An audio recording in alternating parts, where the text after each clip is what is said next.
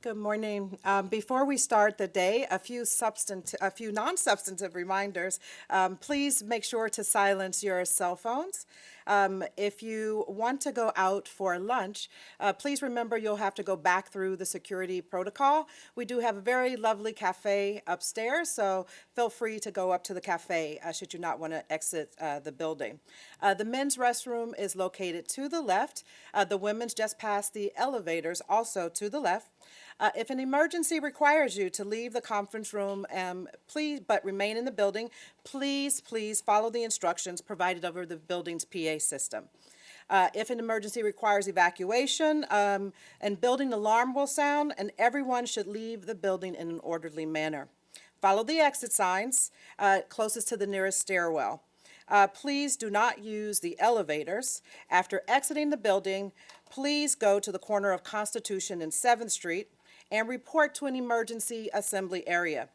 If you notice any suspicious activity, please alert building security. We should also let you know that any actions to interfere or attempt to interfere with the commencement or conduct of the event or the audience's ability to observe the event, including attempts to address speakers, are not permitted. Any persons engaging in such activity or behavior will be asked to leave. Anyone who refuses to leave voluntarily will be escorted from the building. FTC commissioners and staff cannot accept documents during the event. We do welcome you, however, to submit your written contributions following these proceedings. This event is photographed, webcast, and recorded. By participating, you are accepting your image or anything you say or submit to be posted to ftc.gov or on regulations.gov or on one of the Commission's publicly available websites. Now, question cards, should you have questions during the day, will be floating around. Please feel free to give them to the staff, and they'll be brought up to the front. And with all of those announcements said, I would now like to introduce Randy Treitel, Director of the Office of International Affairs. Thank you very much, Dion. Welcome back, everybody. Welcome to everybody watching on web stream as well. For those of you who were following yesterday, we had a terrific first day. We had very engaging discussions on international cooperation and on applying our laws and policies to new technologies. I'm very excited about today's sessions, which will examine the implications of different legal traditions and regimes for international cooperation, promoting sound policies for the next decade. Then some of our leading international counterparts will share their perspectives on effective international engagement. And we'll have a concluding panel on the FTC's role in a changing world. Later today, we'll hear a presentation by Commissioner Christine Wilson. But now it's my great privilege to introduce Commissioner Noah Phillips. Noah joined the FTC in April 2018, and those of you who follow the Federal Trade Commission will know that Noah has already made his mark here. Noah previously served as Chief Counsel to Senator Cornyn on the Senate Judiciary Committee and also advised the Senator on legal and policy matters, including antitrust, constitutional law, consumer privacy, fraud, and intellectual property. Noah has been a great supporter of the FTC's international competition, consumer protection, and privacy programs. In fact, he has already been personally involved in our efforts at the OECD's Competition Committee and in our privacy work on the International Conference on Data Protection and Privacy Commissioners. We are very grateful to Commissioner Phillips for taking time to participate in this hearing, and we are looking forward to your remarks.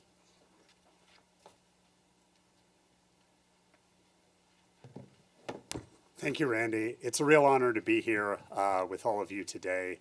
We had some time yesterday to visit with some of the folks who've come in for this and for spring meeting.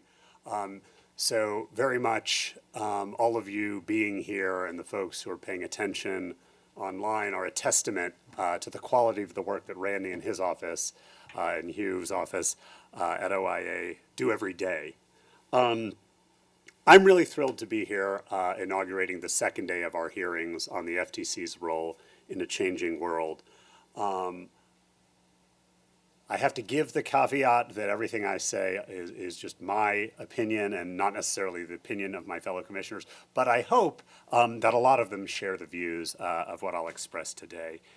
And that is fundamentally that our international efforts, both on the antitrust side of the house and on the consumer protection side of the house, are critical to our agency's success, and I think more broadly important to the United States and to the well-being of consumers around the globe.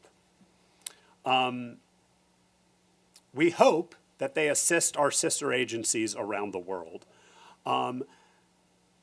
in doing what they do.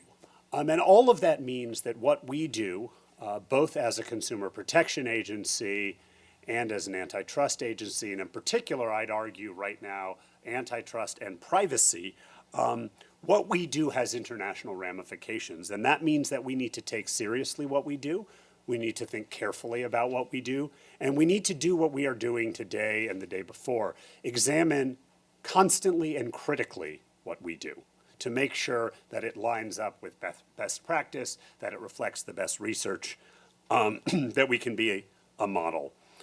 Competition enforcement has proliferated over the last several decades. In the early 90s, the number of regimes were about 20 around the world.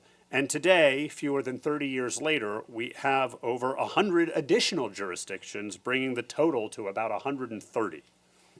At the same time, forces that include the internet, smartphones, and connected devices are bringing consumer protection and antitrust issues together and also spreading out on a worldwide basis. The world is globalized, and the global emphasis on both competition and consumer protection underscores the need for us to consider not only how our efforts affect domestic policy and behavior, but also, as I said before, the international ramifications of the work we do. During my tenure as a commissioner, I've had the opportunity to engage in a number of international efforts on both sides of the house.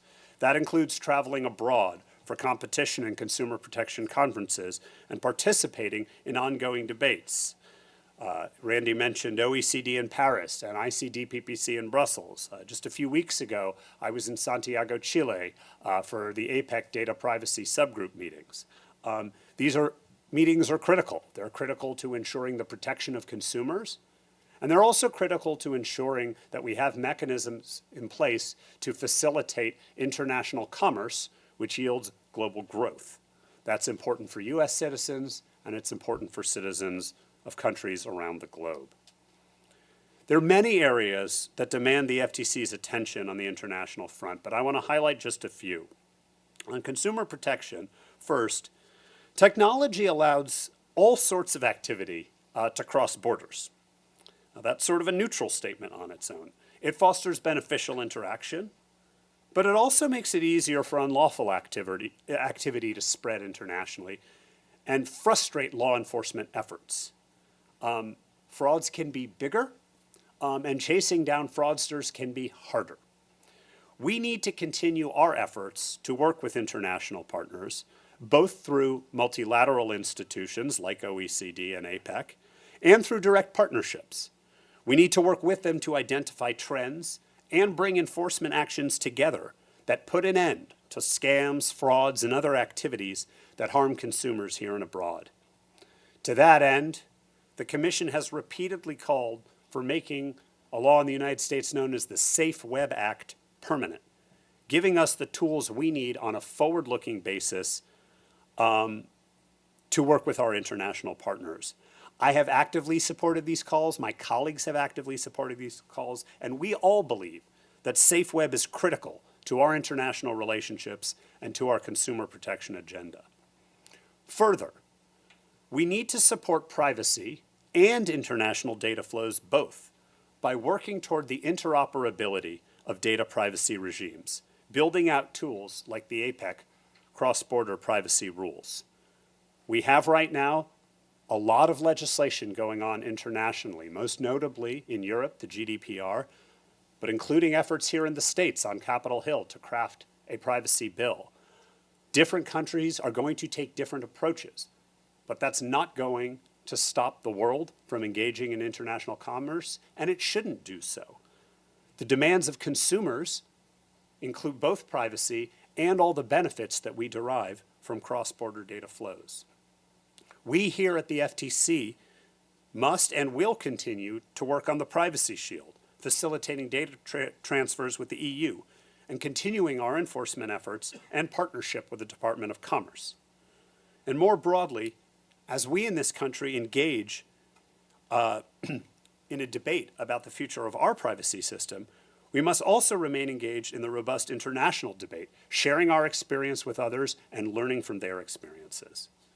Though some may think we don't do privacy in the United States, we have in fact been doing privacy since the 1970s with the introduction of the Privacy Act and the Fair Credit Reporting Act, which we enforce, one of the first privacy statutes in the world. The lessons we have learned are important both domestically and internationally. On the competition side, we likewise observe today international M&A and conduct that transcend borders. As our world becomes more interconnected, it is common to see more than one competition enforcer analyzing the same or similar mergers or behavior. And, as our participants today will discuss, different enforcers are often different products of different legal regimes and traditions, which can affect how they investigate, analyze, and ultimately seek to remedy the conduct or merger before them.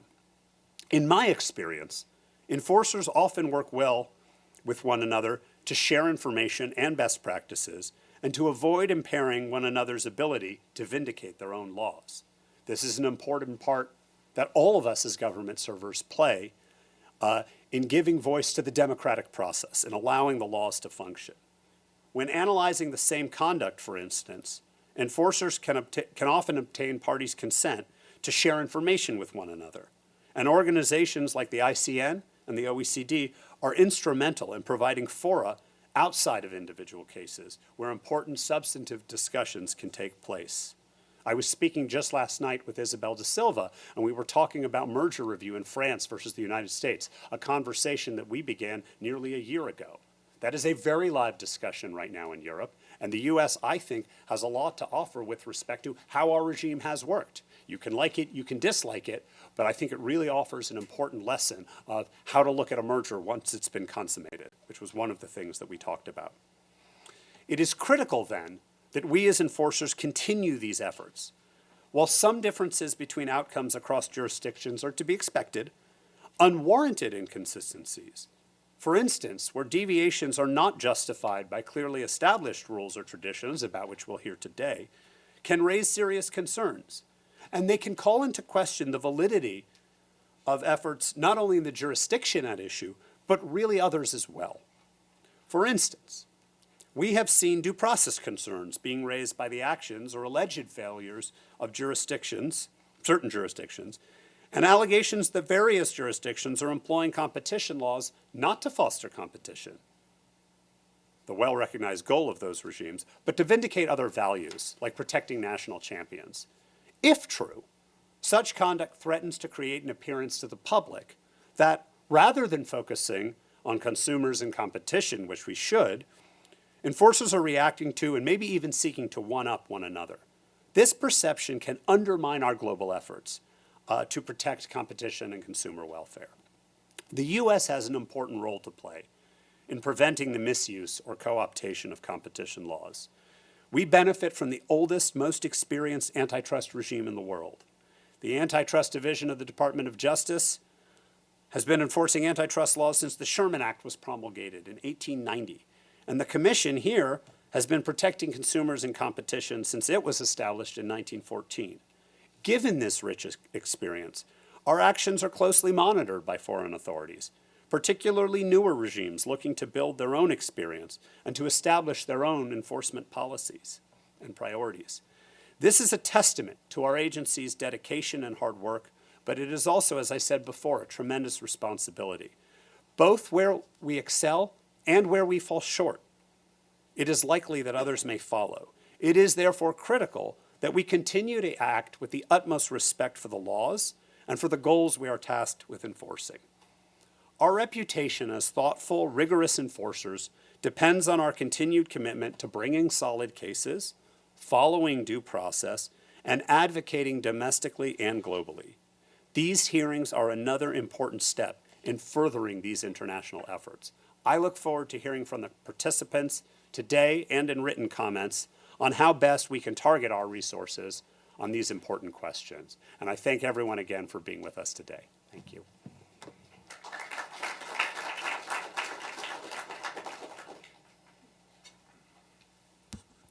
To bring this down a little bit. Thank you, Noah, for a great start to our second day. As Commissioner Phillips noted, in our international work, we deal with agencies that operate in a vast range of legal systems and economic systems with different histories and cultures and different levels of development. How does that affect our ability to cooperate and to promote what we view as good policy? To answer that, we start the day with a panel on the implications of different legal traditions and regimes for international cooperation. And to get that panel off to a great start, we're going to lead in with a presentation from the Deputy Assistant Attorney General of the U.S. Department of Justice for International Affairs, Roger Alford. Roger is not only an antitrust expert, but an international law scholar on leave from the faculty of Notre Dame Law School, where he is concurrent professor at the Keough School of Global Affairs and a faculty fellow at the Kellogg Institute for International Studies. Roger previously practiced with a law firm in Washington, D.C., and served as a legal advisor to the Claims Resolution Tribunal in Zurich, as a law clerk to Judge James Buckley of the D.C. Circuit Court of Appeals, and to Judge Richard Allison of the Iran-United States Claims Tribunal in The Hague. I have had the great pleasure of working closely with Roger on our shared international antitrust projects, and I'm delighted to welcome him now to address our hearing. Roger.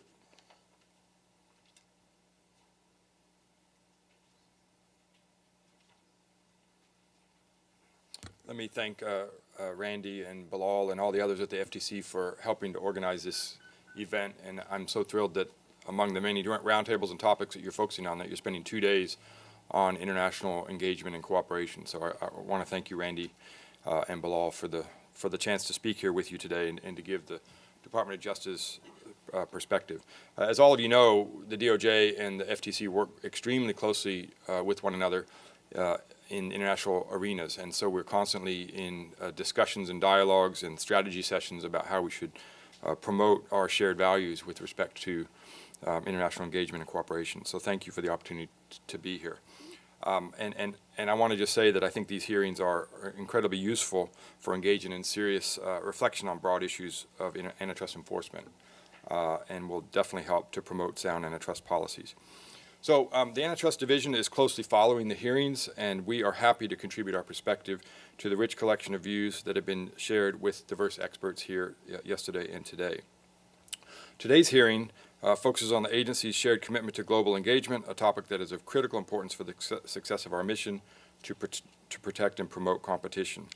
And on the topic of global engagement, I thought it would be useful and interesting for you to for me to just provide briefly perspectives on the Antitrust Division's experience in the past year working with our international partners.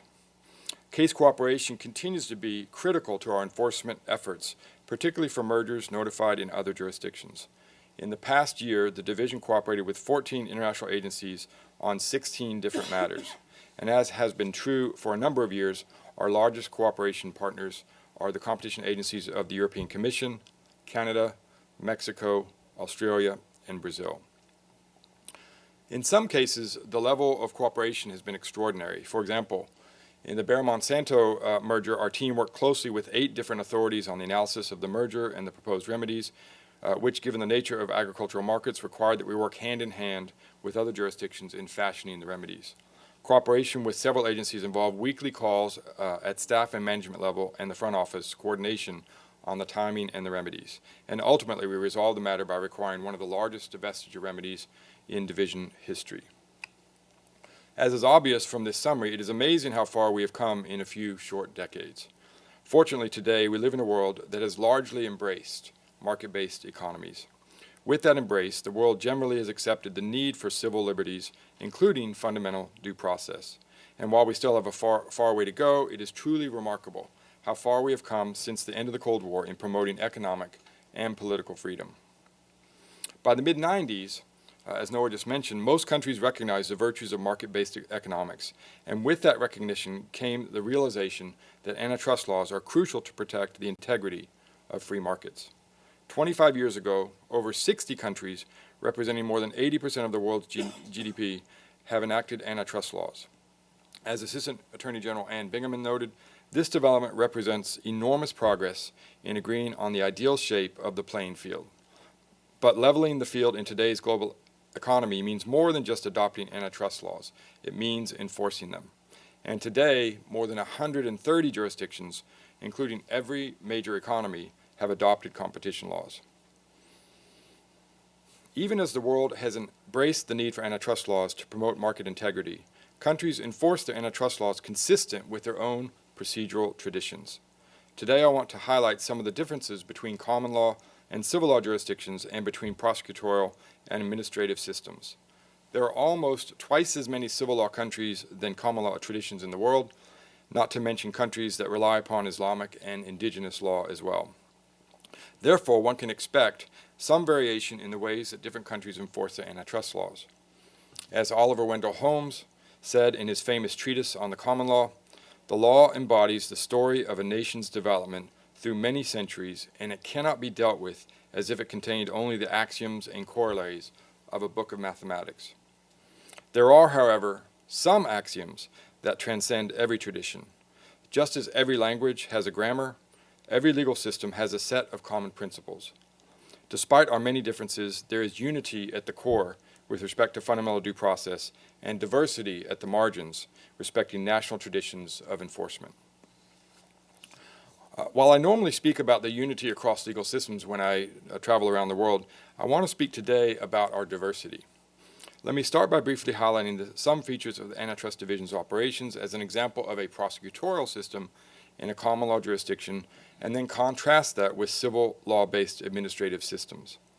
And as you know, the Antitrust Division is a law enforcement agency responsible for investigating and prosecuting civil and criminal antitrust violations. In civil matters, the division is authorized to bring lawsuits in federal district court to enjoin violations of the antitrust laws. The division does not have the authority to issue by itself an enforceable decision or order to enjoin the conduct at issue. When the division brings a lawsuit to enjoin antitrust violations, a court reviews and bases its decision on the evidence presented by both the division and the defendant. At trial, the division bears the burden of proof and will need to prove its factual allegations by a preponderance of the evidence. Criminal antitrust enforcement investigations typically involve proceedings before a grand jury, which is tasked with deciding whether sufficient grounds for issuing an indictment exist, that is, whether there is probable cause that a crime was committed. When an indictment has been issued, further proceedings are conducted before a federal district court where the division has the role of prosecutor. The defendant has the right to a trial by jury, where the division bears the burden of proving that the allegations are beyond a reasonable doubt. Investigations in an administrative system are conducted fairly similarly to investigations in a prosecutorial system.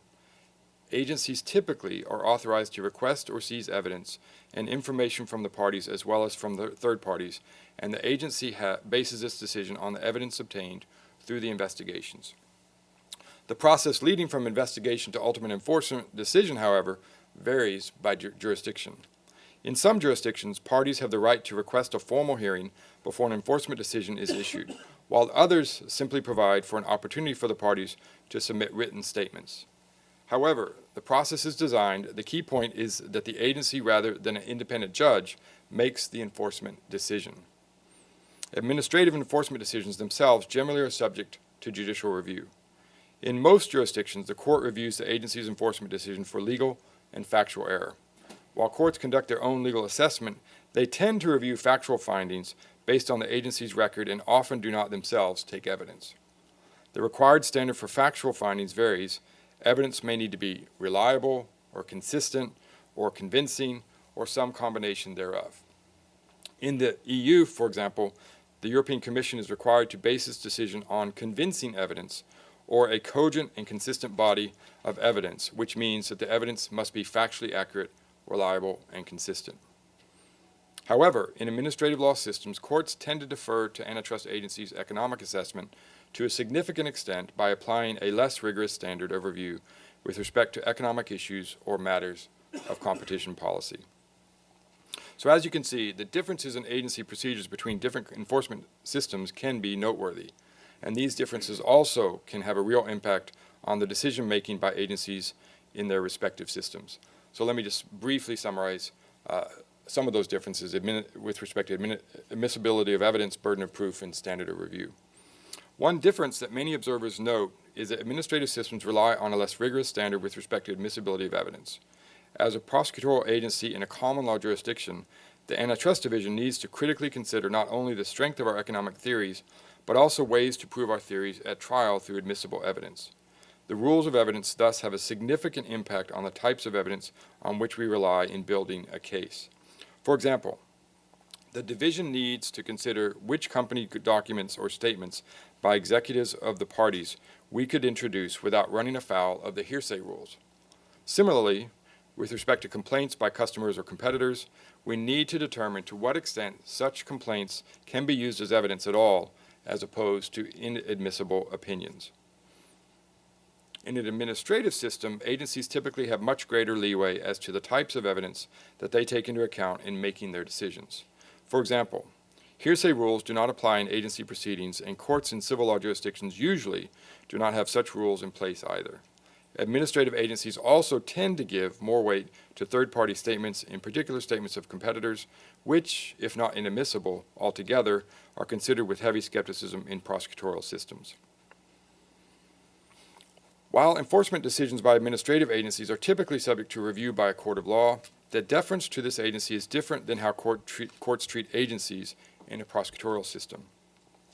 In a prosecutorial system, the antitrust agency is the plaintiff and has the burden of proving its allegations in court.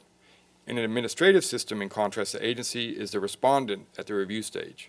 The target of the enforcement actions bear the burden to demonstrate that the agency's decision is based on errors of law or fact.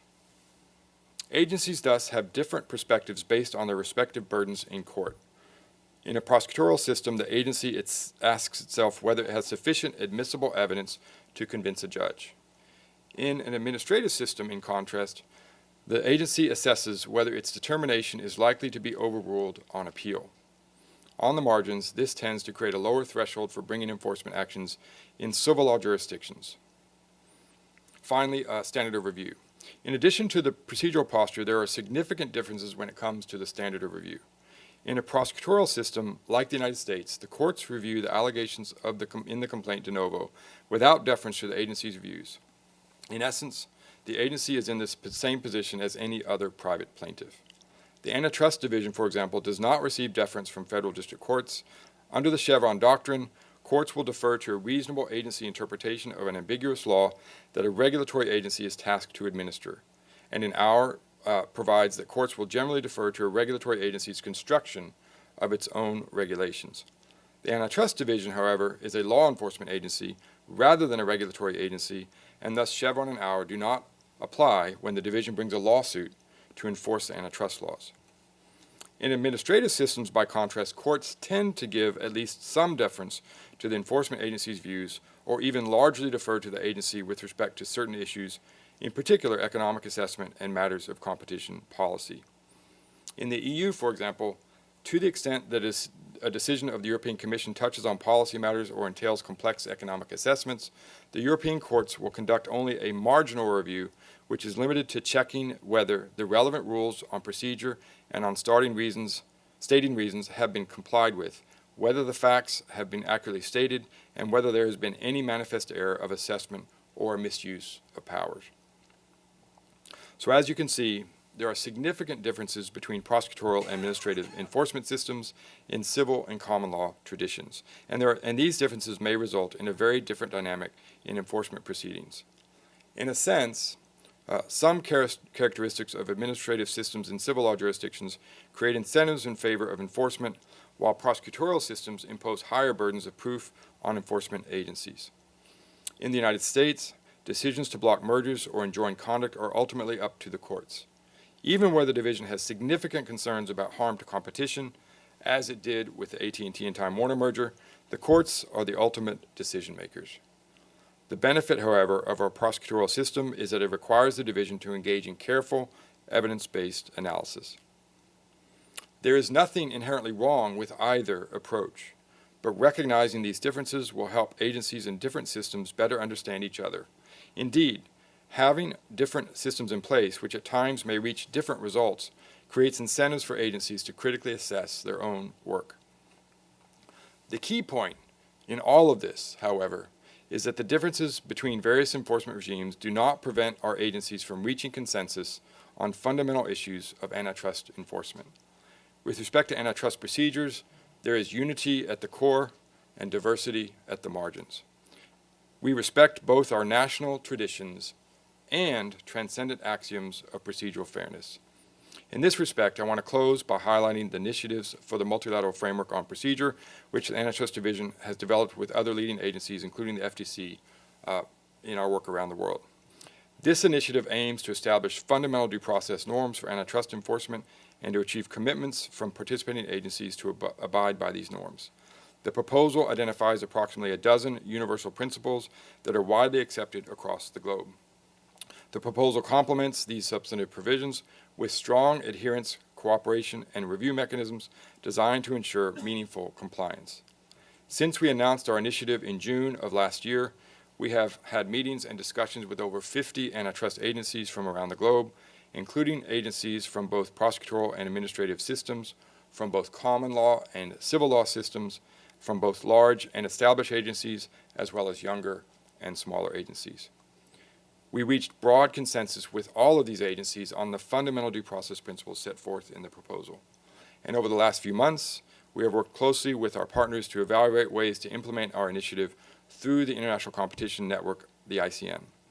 The text that resulted from this process, the Framework on Competition Agency Procedures, incorporates the substantive principles of the MFP and combines these principles with review mechanisms that closely parallel the mechanisms in the MFP. The proposal is expected to be adopted by the ICN in the next few weeks, and we will continue, of course, to promote the MFP in addition to the ICN framework for those agencies that are unable or unwilling to sign the ICN framework.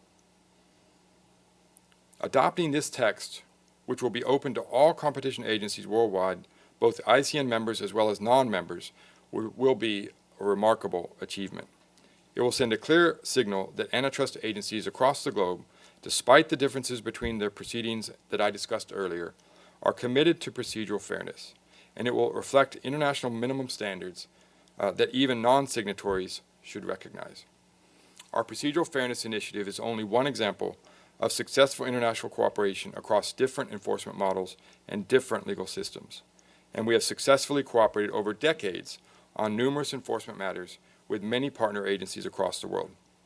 Better understanding of each other's systems, including our differences, will further improve cooperation and help to find common ground.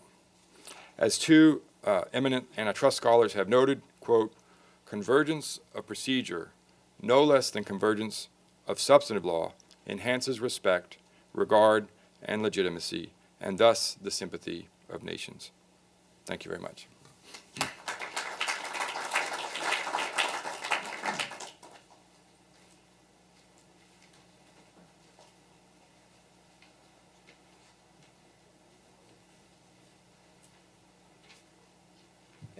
I'd invite the speakers for our next panel to come up, please.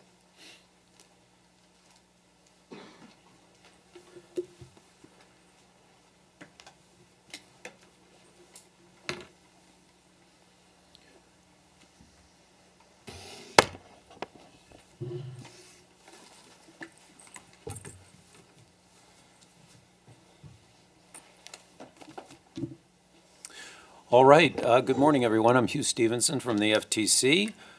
We turn now to our Back to the Future panel in some sense. We're spending a lot of time, I think, here looking forward at the common challenges that we face. But we did want to take a moment at least to think and look back, in a sense, at the effect of the larger legal traditions, the big picture system differences that we have, and how they might affect are the development of policy, the development of cooperation, and enforcement. And this implicates a number of issues, and it can be at the indeed even the constitutional level, what values are fundamental, can be as at the administrative law level, procedural differences, as Roger Alford just talked about in the context of competition, can be in the context of institutional design.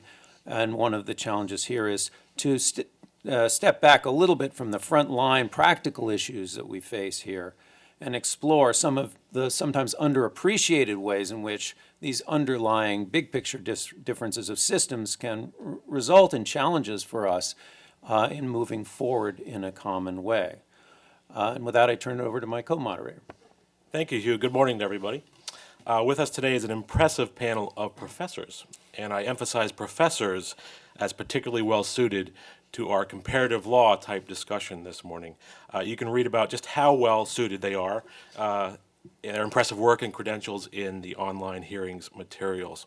One quick reminder, we may have time for audience questions at the end of our panel, and even though we're dealing with a panel of professors, you don't have to raise your hand. We have some note cards in the room available for those questions. All right, well, if you didn't already know it coming into today, it was certainly evident beginning yesterday with Chairman Simons and Bill Kovacic's remarks yesterday to open our international hearing, right up to today's comments by Commissioner Phillips, Dag Alford, indeed my colleague Hugh just now. It's not much of a spoiler alert here. The FTC is not alone on its enforcement and policy fronts. There are scores of counterpart competition, consumer protection, and privacy law enforcers around the world that address the same policy issues and increasingly the very same conduct that the FTC does. Yet even with a significant enforcement and policy overlap, the legal foundations and frameworks and approaches for our international partners are often very different. So we're going to begin this discussion by asking each of our speakers to help identify some of these important systematic and institutional differences that may affect enforcement and policy development. All right, to be clear, each one of our panelists probably could teach and probably does teach an entire course on these types of differences. So I got to apologize right up front for holding them to the impossibly efficient task of just 5 or 6 minutes opening here. But I want to start just to my left here with Professor Christopher Yu from the University of Pennsylvania. Please start us off with your thoughts about systematic differences. Well, thank you very much to the Commission, Hugh and Paul, particularly for inviting me to be here. And I'd actually like to thank Roger Alford for actually setting such a great foundation for the panel that's about to occur.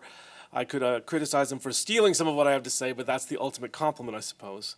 I do think there's a profound difference between common law and civil law traditions, some of which I'll get to building on some of the stuff Roger said. But to begin with, the one underappreciated difference is the radical variation in the approach in education. So in almost every other country in the world, legal education is done as an undergraduate discipline taught in large lecture classes. What does this mean? You don't develop the same facility for engagement and critical thinking, but in a much more profound way, the ability to do interdisciplinary work, to have taken even a rudimentary course on economics or technical subjects generally is unavailable to almost every lawyer in the world. You don't see the kind of joint degrees that flourish in the U.S. and have been so successful.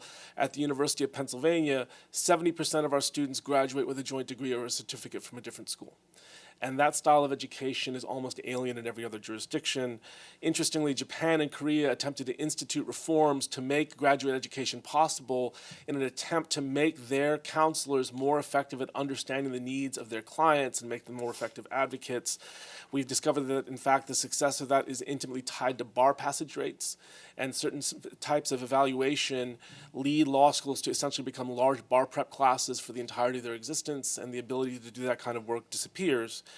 And in addition to the educational system, many of the judges essentially enter their profession immediately after being anointed as lawyers and move up a civil service ladder, having never tried a case, never having done a damages action from the other side. I think this lack of experience with other disciplines limits and affects their facility to engage with, say, effects analysis, economic reasoning, and other things that have become the bread and butter of much of what we do in competition law, and actually feeds in my mind, to the dispute that happens in Europe between the more doctrinal approaches championed by countries such as Germany and the attempts to instill effects analysis in ways that are done in the US and the UK and other countries in Europe. The other big difference is the one that Roger already raised so well, is the difference between adversarial and inquisitorial traditions.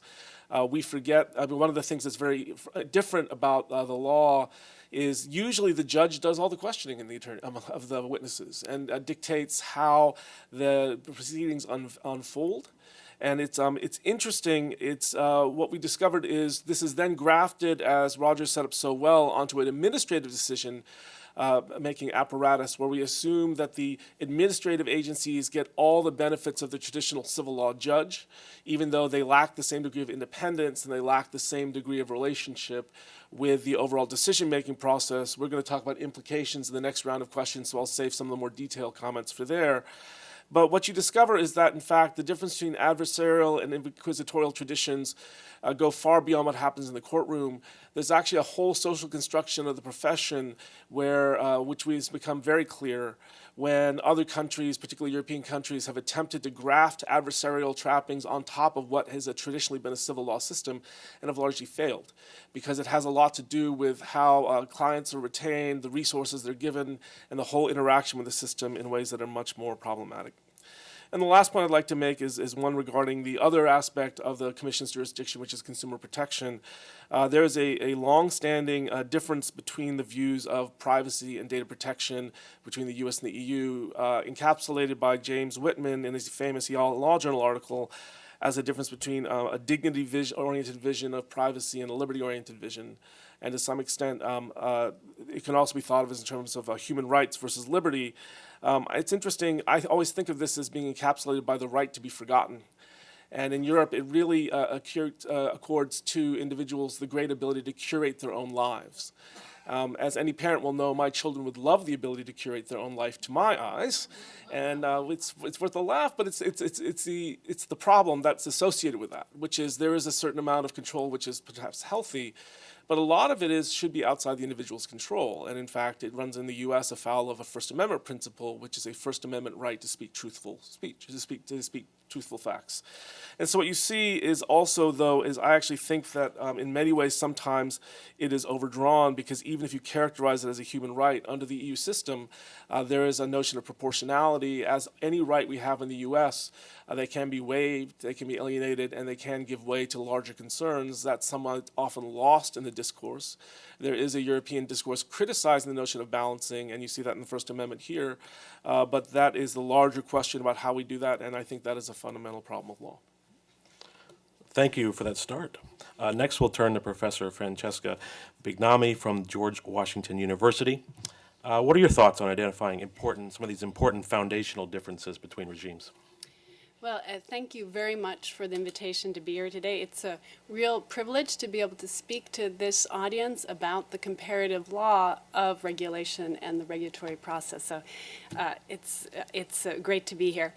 In my brief time here, I'm going to focus on an important concept that's been used to capture the differences between regulatory systems, and that is adversarial legalism. And as I say this, I realize how much my comments are so exclusively applicable to consumer protection and data privacy and not to competition, because of the choice that was made early in the establishment and creation of the U.S. system to go for the prosecutorial model and not the administrative model. So this really applies only to the regulatory areas of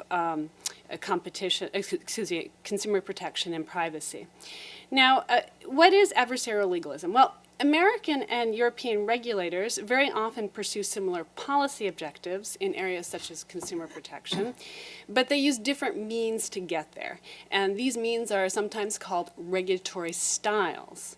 And what's the American regulatory style? Well, Robert Kagan, a Law and Society scholar at Berkeley, called the American regulatory style adversarial legalism. And that's a concept that applies both on the books and in practice. So it's a concept that's based both on how the formal powers of regulators operate, as well as the way in which they deploy those powers.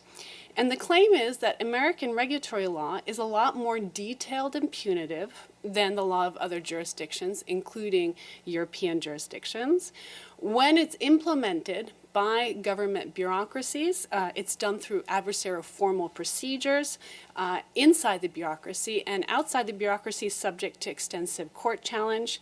And most importantly, from the perspective of outsiders, there's a lot of private enforcement directly through the courts using tools such as class actions. Now, according to Kagan, and this was based on research from the 1980s and 1990s to a large degree, European jurisdictions were not adversarial legalistic. And what were they? The answer is informal. They were informal in the sense that public authorities were engaged in forward-looking, compliance-oriented mediation with regulated parties, and they were informal in the sense that the courts were not used by private parties to directly enforce regulation, bypassing regulators. And I'd like to briefly illustrate this difference. I'm conscious of my time here, but I would like to briefly illustrate this difference with the example of the Data Protection Registrar. I think very fitting here because I know that the Information Commissioner's Office was here and is participating here in these proceedings. So I think we can all say that we, given this audience, know what, excuse me, adversarial legalism is. But what's an informal regulatory style? Well, that's the UK Information Commissioner's Office predecessor, the Data Protection Registrar, which existed from 1984 to 1998. It had no administrative inspection powers. It always had to go through the criminal process.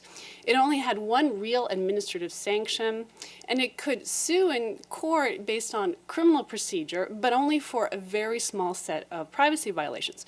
So if it didn't do much by-the-book enforcement, what did it do? It settled complaints. It was an ombudsman.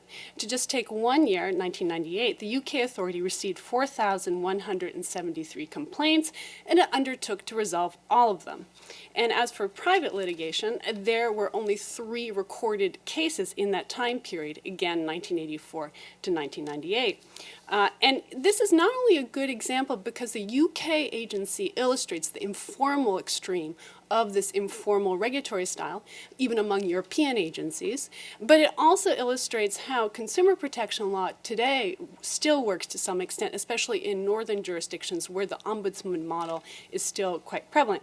Now, to conclude, what I'd like to do is to flag here something that will be coming up later, and that's in my own research, which investigated this regulatory style hypothesis using data protection as a case study. I find that since the 2000s, the contrast between adversarial legalism and the informal regulatory style is less stark than before.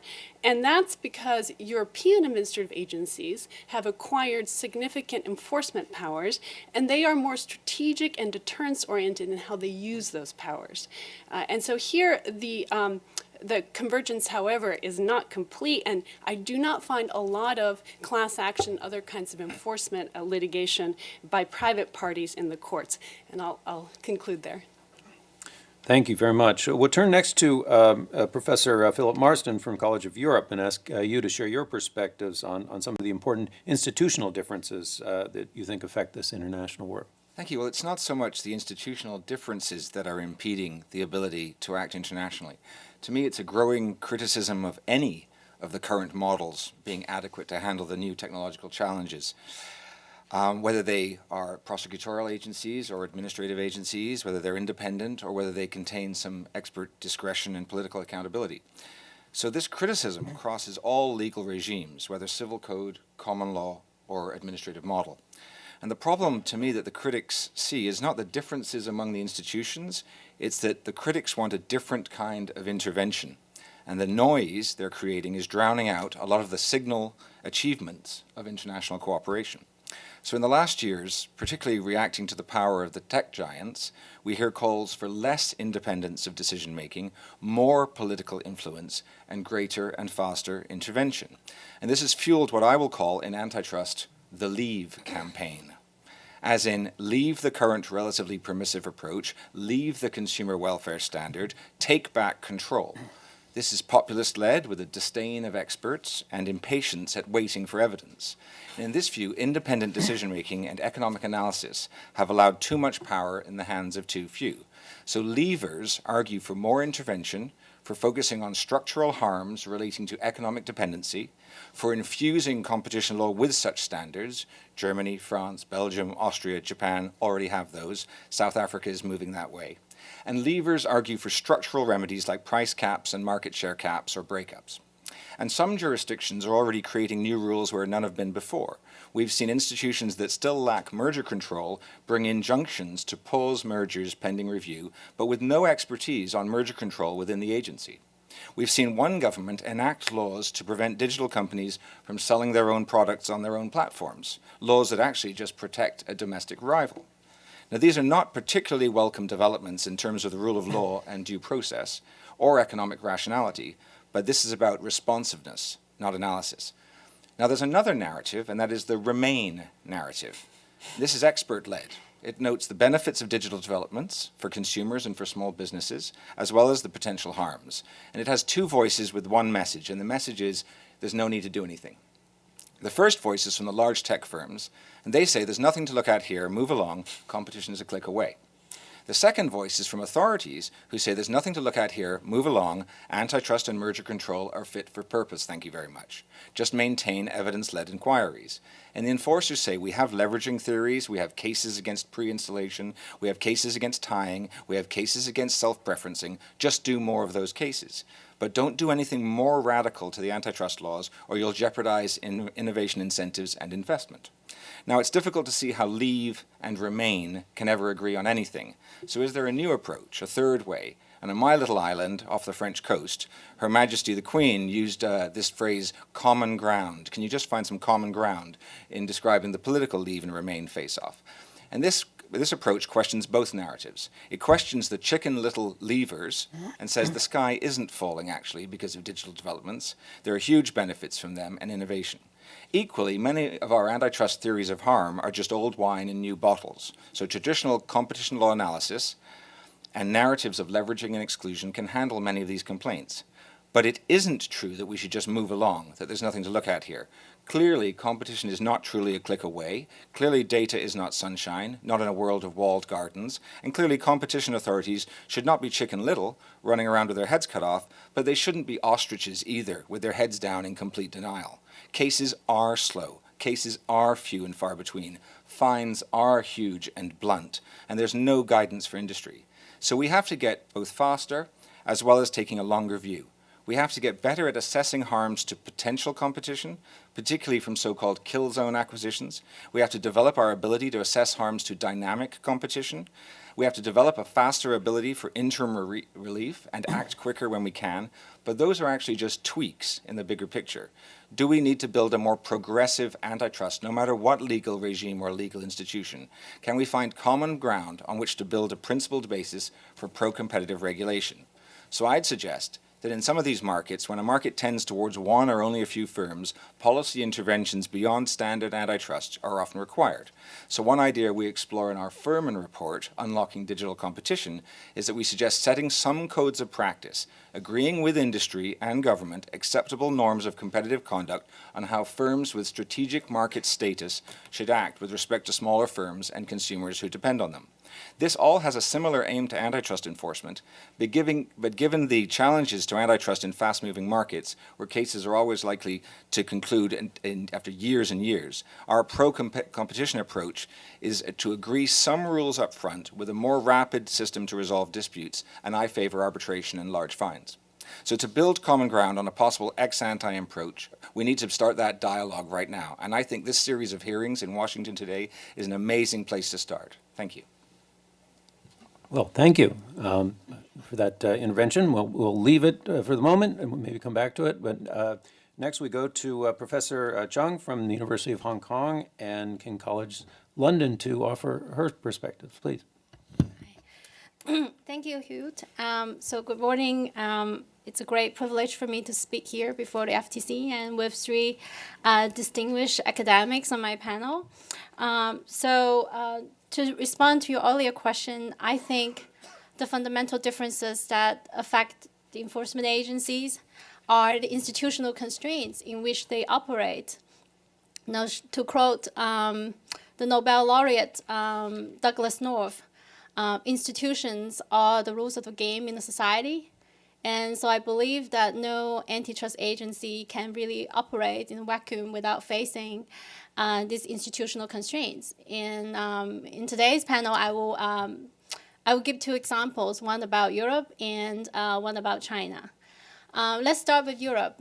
There are often complaints from practitioners that you have heard that the EU courts, and I mean the Court of Justice and the General Court, are very deferential to the European Commission. And but the question is like, why is the court so deferential to the Commission? You often hear the arguments that the reason is because the EU believe in the ordoliberalism thought, and so according to the ordoliberals, no competitor, in order to preserve a competitive market, no competitor should dominate any other competitors. But I think that although liberalism does not really explain many of the variants that we have observed in competition law in the EU. For instance, why do you see in some cases the court is more deferential, but in other cases they are not? So these are the questions that actually drove me to study the court a few years ago in Luxembourg. And what I found is that one reason has to do with legal tradition, as some of my panelists has mentioned. So as you know, the EU court consists of judges appointed from 28 member states with very varying legal tradition, consistent both the common law and the civil law jurisdictions. And in fact, the most common legal tradition in Europe is the French model, and which traditionally place great emphasis on the state power and relegate judges to a more subordinate and a bureaucratic role. And as you're familiar with, this contrasts with the common law model, where judges are afforded with great discretion in interpreting the law. So, my intuition is this may have an impact on how they will look at competition cases. So I collected all the cases decided by the General Court since its inception in 1989 until 2015. And my co-authors, Jingchen Liu and Nuno Garupo, we examined our data set, and we study, whether there's an impact of the legal tradition of the judges on the case outcome. And interestingly, because at the General Court level, the case allocation system is random. This allowed us to draw some statistical analysis and draw some causal influence from our regressional analysis. And what we found is that the legal origins in which the judges were born do have a positive correlation with the case outcome. And more specifically, if a judge comes from a country whose administrative law is heavily influenced by the French model, the decision is more likely to favor the European Commission than the judge is from any other country. So I think that partly explain, why you see from ideology level why the court is more deferential to the Commission. And maybe in a later other Q&A, I can talk about maybe there are other factors that would drive this trend. Now, after talking about the EU, let's go to China. in a few years ago, I wrote an article about how about bureaucratic politics in China's anti-monopoly law, and I took a very close look at how the operation of the bureaucracy in China and incentives of the government actors involved would have an impact on China's antitrust enforcement. And for instance, those of you who have filed mergers in China will often have complaints that the merger review process is very protractive in China, particularly when it comes to those very high-profile transactions. Sometimes the parties may end up abandoning their deals because the review process is too long, and the most recent example being Qualcomm's proposed acquisition of NXP. So why does the merger review take so long? I mean, well, of course, China is a new regime, but what I found during my research, and actually it's already no secret to all the practitioners here, is that one of the reasons that had led to this delay is that the merger authority regularly confer with other agencies, government actors who have an interest in interfering with the transactions. Now, a few years ago, I have the question, I mean, why would the agency have an interest in conferring with other agency? Wouldn't it limit its discretion in making the decision? So my research actually, what I found out is that this is actually a default rule for government agencies to make decisions in China. Because at each bureaucratic level, agencies need to make consensus. Right? They make rules by consensus. If they all agree, the decision is automatically ratified by the top. Otherwise, the upper level will need to step in to make the decisions or to allow the matter to be dropped until further consensus could be reached. So, and you see this mechanism design help create some sort of checks and balance among the Chinese administrative agencies. But it also explains why, as some of the practitioners have complained about, why you see the non-competition factors will inevitably find a way into Chinese merger decisions because of this default consultation process. So I will stop here, and I look forward to the stimulating discussion with my fellow panelists and the audience. Thank you. Thank you, Professor Zhang. I mean, who better than a panel of law professors to lead us through a round of issue spotting, and a particular interesting one at that. What we want to do now is to return to some of these identified differences with a focus on their implications, to try to explore how the FTC can better understand and address differences in ways that strengthen our enforcement and particularly our policy development. We heard a little bit about, or rather a lot about, just some of the distinct dynamics of administrative versus adversarial systems. That might be a good place to return to, and I'm going to come back to you, Professor Yu, if you might expand on some of these differences that might have an impact in the area of international overlap. Well, thank you again, Paul. So this is where I think Deputy Assistant Attorney General Alford's remarks set up things so beautifully, is that we see this difference between inquisitorial and adversarial systems, which, we create certain areas where it's going to have different policies, so we can have a hard time meshing. So, for example, by definition, the inability to directly question witnesses under inquisitorial systems eliminates any, really, for example, right of cross-examination. But in fact, what you see is often a different level of disclosure of the record, a different ability to interrogate the evidence, submit counter-evidence in ways that's quite limiting and quite hard to accommodate. In the competition law context, and actually in the consumer protection context, as has been noted earlier by Francesca and others, transplanting this onto administrative decision-making creates another level, which is you now have the same style of evidence presentation and evaluation, but not conducted by a judge, but by an administrative official. And you have that administrative official in a context where they are going to, as Roger noted so nicely, get extremely deferential judicial review. Now, where this comes from is quite complicated. As Angela noted, part of it is from the French administrative law tradition, where they give a great margin of appreciation for executive action generally. I actually think a large part of it is from the inability of judges to deal with economic evidence, which is quite similar to what we encountered here 30 to 40 years ago and have largely addressed through a large-scale effort of judicial education and the like. But as of right now, essentially, EU judges evaluate for manifest error. And that is a pretty deferential standard that essentially waives all review. Now, the other problem is, in addition, they lack any institution analogous to U.S. administrative law judges.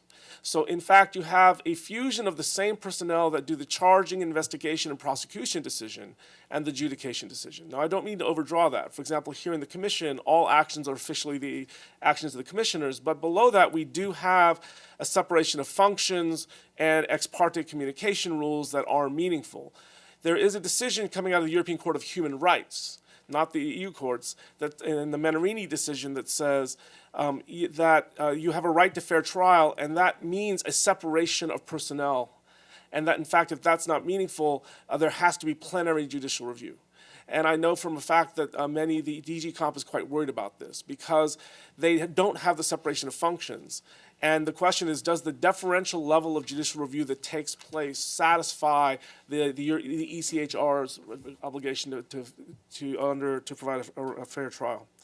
And so that's all lurking under this. And in fact, what you see also, which I think is nice that is missing, is what Francesca points out, which is the style of American administrative law that allows transparency, public participation, and other values that we have built in. I know people from other jurisdictions who I've spoken to really appreciate U.S. administrative law because everything is on the surface of the decision. The history, the arguments, the responses to the arguments. There has to be the responses, otherwise you can make an argument. They say, no, don't give any reasons. You actually can't really engage that way. They have certain things such as the market tests and other things, other similar mechanisms that have been developed in other jurisdictions that start to replicate that, but not completely. And the last comment I'll make on the data protection side, the most interesting innovation in Europe is the growth of the Independent Data Protection Authority, which is independent not only of the Commission but of the member states. And I think that in many ways independence may be a good thing. You also do worry that some enforcement official will attempt to make a political career out of making cases there. And with 28 of them across the EU, every institution should have some other institution looking over its shoulder. I mean, that's something we've learned over time. They eventually have the courts, but it's not clear that that structure of complete independence is ultimately salutary. Thank you. Did any of our other panelists want to react to any of those comments? Or if not, we can then go on and maybe return to Francesca Bignami. And you talked in particular about the example of privacy in the EU and this idea of the regulatory style. And part of that is how the administration, how the agency or the regulators act, but it also is how what the rest of the environment is like. And I wonder if you could comment more on that, in particular on the sort of relevant environments for litigation in the areas you've studied. I noticed one of the questions we got from the audience was sort of what role could collective redress play or does play or should play in these areas, which I think ties to this idea or issue of the relative roles that the administration, the regulator plays, not just vis-a-vis the courts, but vis-a-vis private actors, or collective redress or self-regulation. Yeah, thanks. And so as I briefly alluded to earlier, I do think the contrast that was earlier drawn between adversarial legalism and informal regulatory styles has been diminished over time. And that's based on an in-depth study I did of data protection enforcement in Italy, Germany, the UK, and France that was published in 2011. And so really it's based on changes in the 2000s, which then have continued over time. And so what I find there is that the entire adversarial legalism package has not made its way across the Atlantic. What has made its way across the Atlantic is tougher agency enforcement that's more strategic and legalistic in approach. And so going back to the UK DPA, the Data Protection Authority, what's now called the Information Commissioner's Office, in the 2000s they acquired administrative investigation powers and sanctioning powers, and they started using them, and then they dropped more or less the ombudsman function. And these are changes that have occurred since the 95 directive and that are just accentuated now that we have the GDPR and we have all the attention to enforcement powers in the GDPR. But what I didn't see was a lot more litigation and class actions and collective actions. And I think that this is a trend that will continue and that is evident also in the consumer protection area. I was interested to hear yesterday's characterization of the EU system, where there too, consumer agencies in the member states have to have bigger and tougher enforcement powers.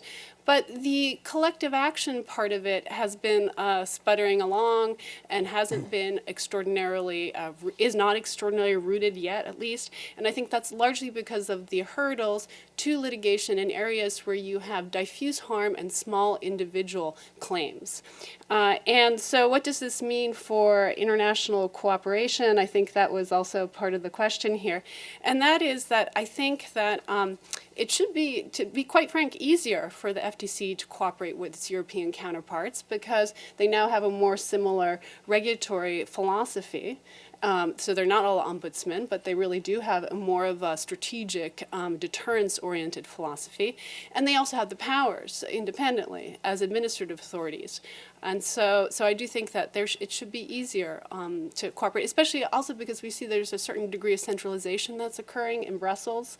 It's a very gradual process. Power rests still with the member states, but there's a certain degree of centralization with the consumer on the consumer side and the data protection side. And so it also should be, one-stop shop, right? It's Brussels. You don't have to go to all 20, 27, 28, whatever you want to say, but it's a one-stop shop. Okay. Thank you. Do others have comments on, so part of that comment goes to some trends of convergence in some ways, but not in all ways, and not necessarily, at least now, in the sort of class action area, for just one example. I wonder if other panelists had comments on the trends they see in convergence or divergence in these areas, particularly as to regulatory style. Mr. Marsden, please. Sure. Well, I think there's increasing divergence in some areas, and agencies are struggling and trying to throw different tools at different problems because the problems are changing. So which model is best? Well, it's difficult to choose, and much depends on the legal traditions in each jurisdiction and, frankly, on what works best where. But I began working in competition law in Canada 30 years ago during a time when every jurisdiction and every institution that was interested in competition law looked to the American federal agencies for guidance, the prosecutor and the administrative enforcer. Now that attention has waned for various reasons, and a lot of attention has turned to DG Comp and a couple of national authorities in Europe in particular, and that's fine. We like a competition of competition policies. And to use the words of the International Competition Network, we like informed divergence, which therefore puts a premium on agencies in terms of transparency of their decision making. Other agencies are either directly following DG Comp in some follow-on fear of missing out types of enforcement, or sometimes they just feel emboldened, it seems, to introduce and try out new theories of harm and procedural tools that even DG Comp would not be so bold to use, even with its lower standard of judicial review. But if you at the FTC can do so without compromising your principles and your theories of harm, and if the evidence lets you, I would recommend that you be bolder. Be bolder in your enforcement, be bolder in the markets you choose to intervene in. Industry will look to you, your public legitimacy will grow, and others may follow your uniquely more flexible tools, more comprehensive studies of markets, more targeted enforcement, and be able to see and understand your policy choices better. And to echo Bill Kovacic from yesterday, all authorities all around the world should be doing more of a write-up of their case closing statements. In the UK, we call these no grounds for action statements. So when you decide not to enforce, industry and other enforcers and the public can readily see why if you write this up. And they can guess where safe is. And it also takes any political fuel out of the fire from complaints against the FTC and others about where's your big tech case? Why aren't you acting? Because like the one or two protesters outside the doors here today. So more clarity on case closure statements also puts future complainants on notice and frees up your enforcement pipeline. So I would just say, use your incredibly strong international ties. Remind your brothers and sisters in the worlds of the agencies that evidence matters, robust economics-led theories of harm matter, and that you all still matter, and you can all help MAGA make antitrust great again. Oh.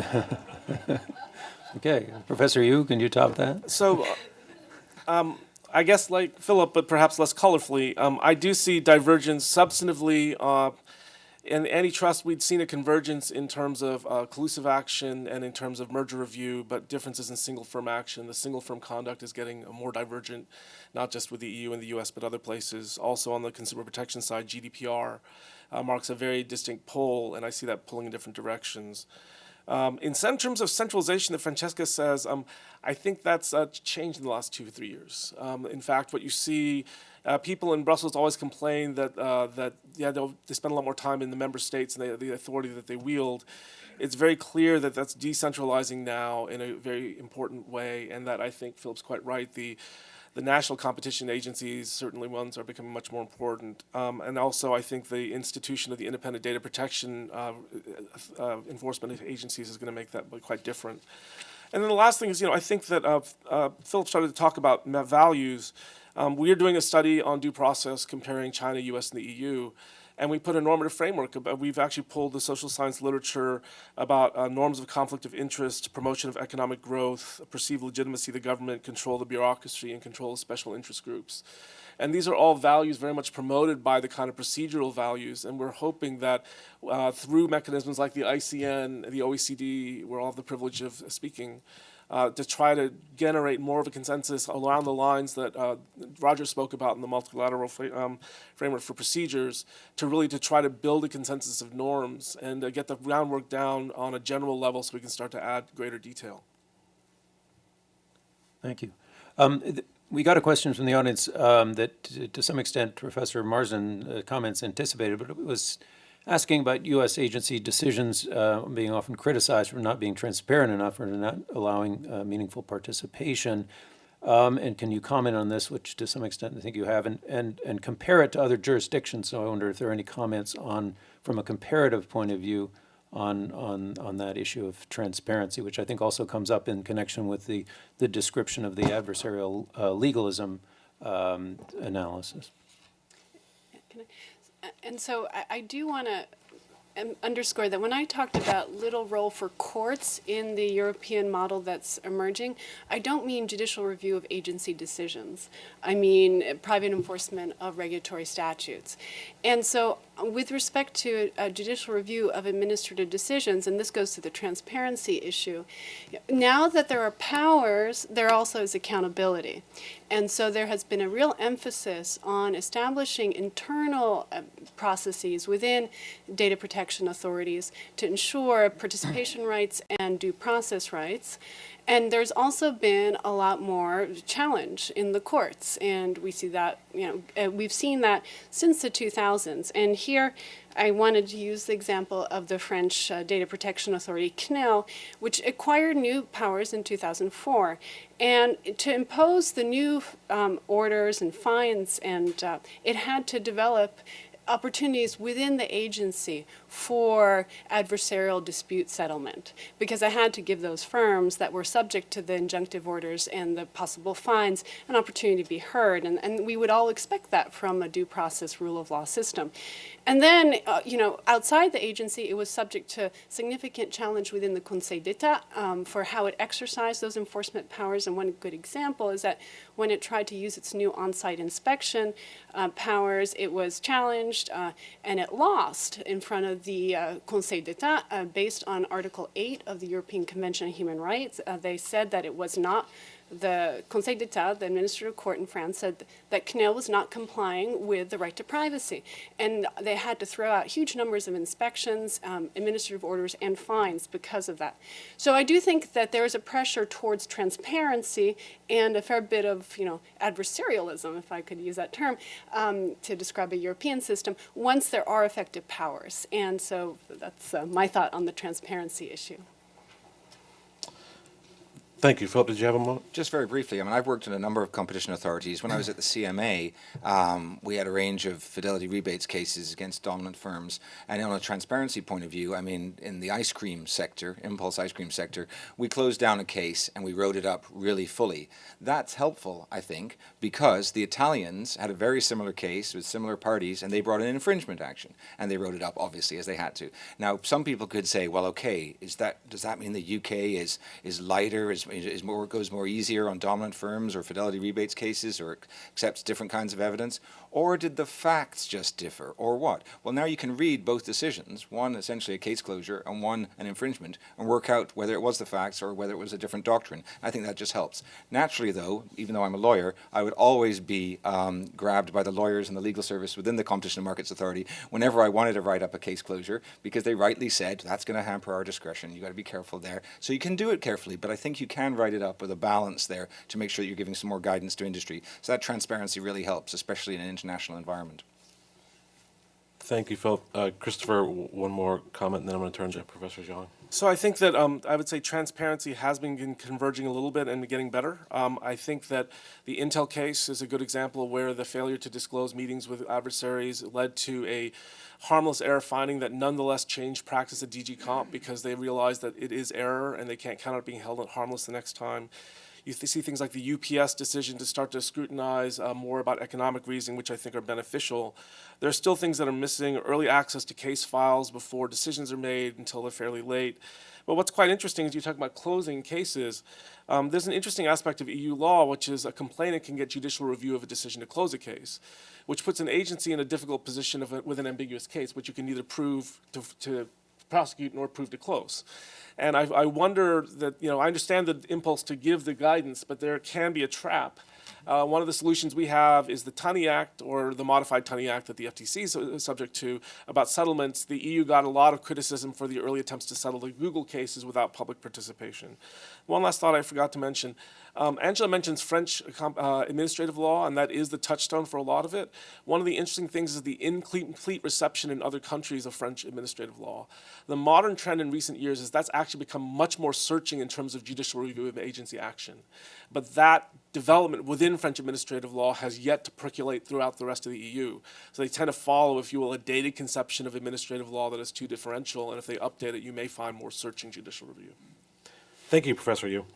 Professor Zhang, I wanted to return to your useful earlier comparative examples involving both the EU and China. Given the institutional realities that you had identified there, what do you think successful engagement might look like with the Chinese competition authorities, with the EU? Take it whatever you'd like. Okay. Let me perhaps start with the Chinese authority. As you know, the Chinese authority is about a little bit more than 10 years old, and it's still relatively a new regime. And I know that there have been a lot of exchanges between the U.S. and EU authorities with the Chinese authority, particularly on providing feedback and comments on the substantive law drafting.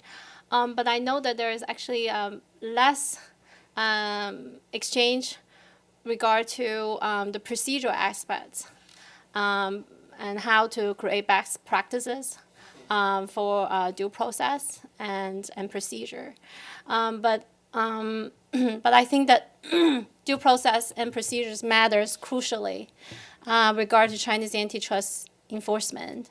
And as those of you who have practiced cases in China, you see that there are actually very few or almost no major appeals against any decisions against any decision made by Chinese authority. And what's more bizarre is that companies not only promise to rectify the conduct immediately, they also volunteer to reduce prices for their products even before the agency announces decision. So this is something that you never seen in any other jurisdictions. And why would a company do that? And what I found during my research is that on several occasions, especially in the early cases, one agencies called the National Development and Reform Commission, the NDRC, which is the former antitrust agency and in charge with price-related antitrust conduct. They like to employ what I call strategic public shaming strategy. So if a firm does not cooperate quickly and yield to the agency's demand, the agencies could leak such information proactively to state media outlets.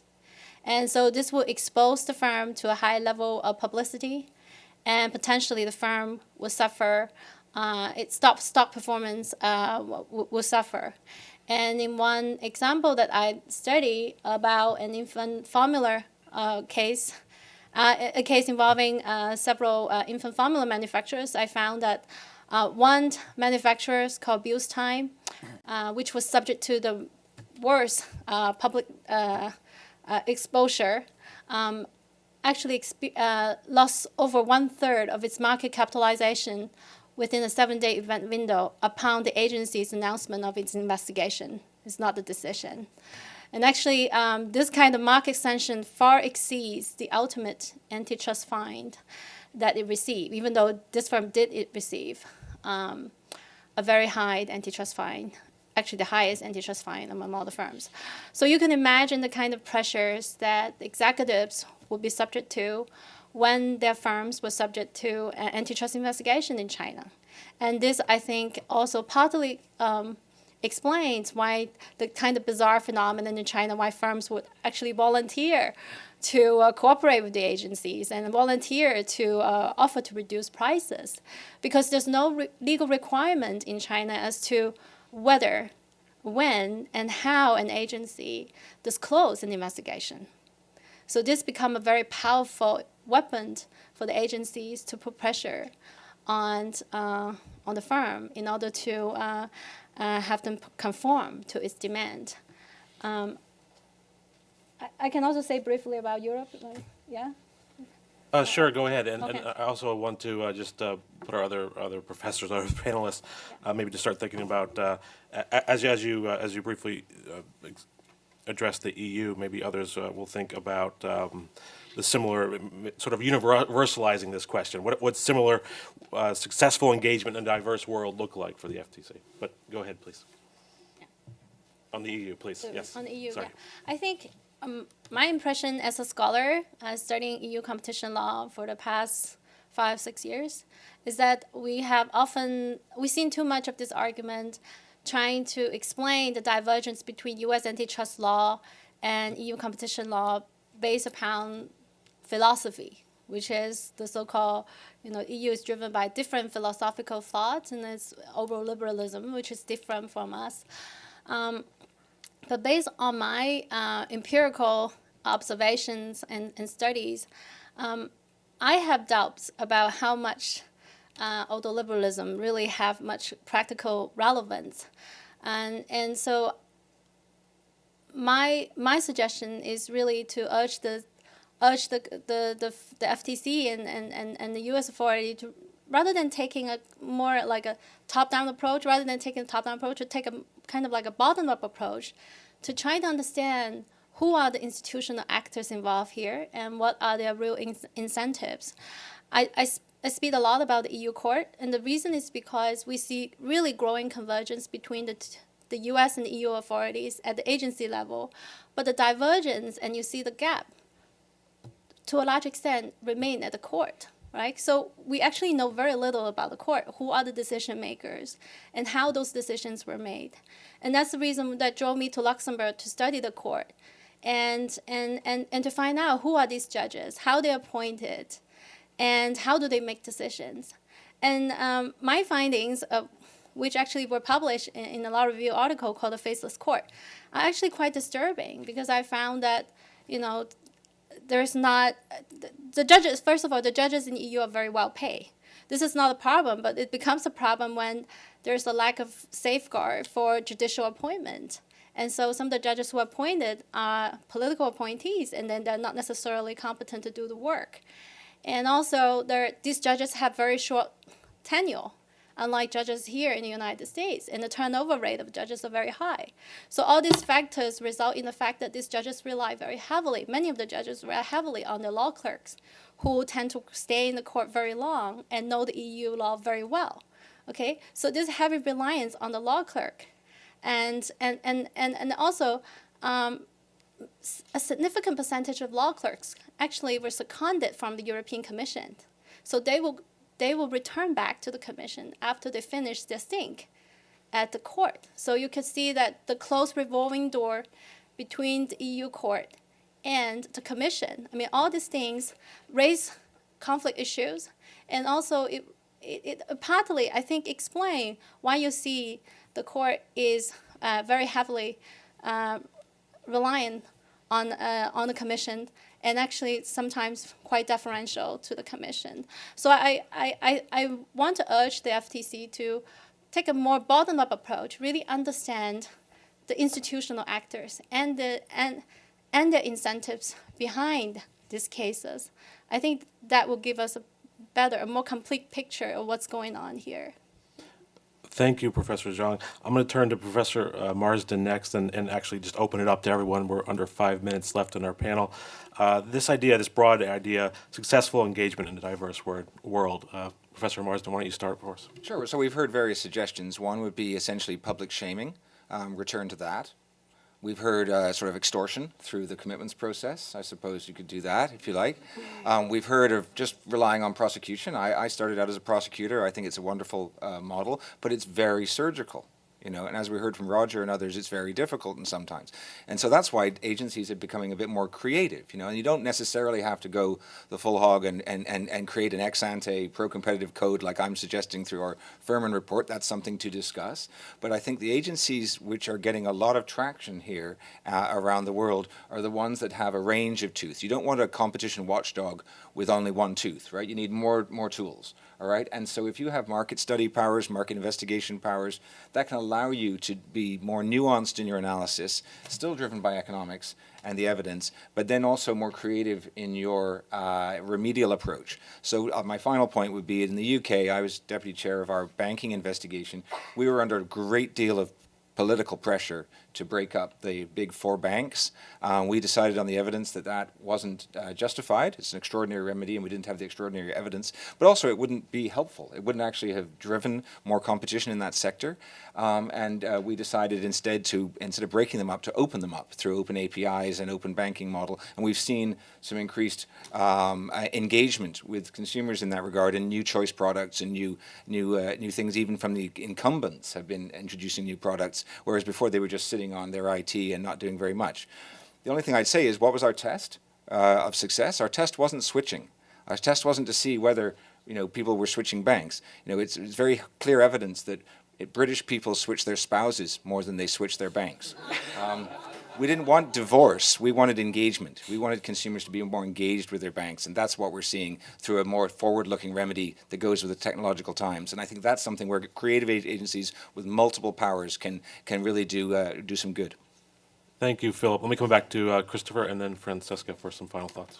So in terms of best engagement, best practices for engagement, it's funny, Paul, you and I have worked on the ICN, on the Agency Effectiveness Working Group. The idea has always been to start with procedure because we believe that would be easier. And I think that it's still probably true in many ways. It's easier. I still wouldn't call it easy. And so we deal with the multilateral framework that the Justice Department is supporting and the FTC is supporting. We deal with the OECD, the ICN. My reaction to this guidance is I think they're important in terms of commitments. They necessarily are a bit on the general level. And so I think that we should continue those engagements. But what I really see are rare opportunities when a country is changing its procedural practices. And a good example right now is in China. With the unification of the three agencies, they have three procedural codes they have to turn into one. And so one way or the other, this is a natural opportunity for them to look for the best practices. And in fact, we're on an extent, the project that I'm working on with a Chinese and a European partner is trying to do exactly that. At the same time, it's interesting, you may or may not know, China recently amended its administrative litigation law that changes the terms of judicial review. And we are actually seeing the first cases of judicial review, and one in which they lost. It was reversed on appeal, but they did lose in the trial court. And that's actually when we had local officials, we asked how many times they've been challenged in court. The answer was literally 0. And so we're starting to see those trickles. But the interesting thing also, the appeals now go to the administrative court in Beijing, the appellate court. They have a different sensibility about administrative law. And, for example, the Securities Reform Commission in China just instituted what we would think of as ALJs. So there's a different form of advocacy, which is picking the moments where you see it in the country. Korea is actually redoing its enforcement procedures right now. But also move it beyond competition law and privacy to make it a general issue of administrative law and good government by tying into other bars, other constituencies, I think could be a very effective advocacy move, and it's one that we're planning to explore. Thank you, Professor Yu. Professor Bignami, you have our final words. I just wanted to mention that I think that the view of the European Court of Justice as presented here was somewhat dated and has changed significantly since the establishment of the General Court in the late 80s. And I think we're out of time, but I did want to mention that I think that the one very productive way to engage with our foreign partners is to experiment, as Brandeis would say, with different methods and different policy aims and different ways of accomplishing the very same goals that both systems around the world generally tend to have. So experimentation and exploring different approaches, I think, is extraordinarily healthy within the United States and internationally. Well, thank you very much. I hope everyone will join us in thanking our panelists for a great discussion. Thank you.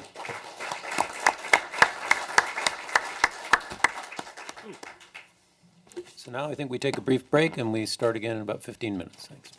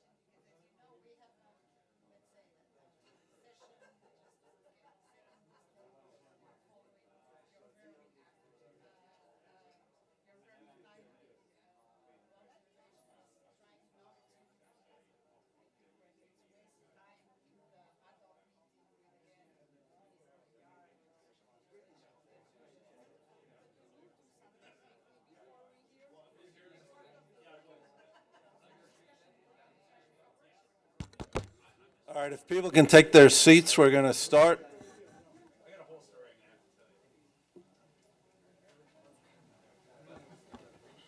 Bilal has a very forceful voice, so you better listen, eh?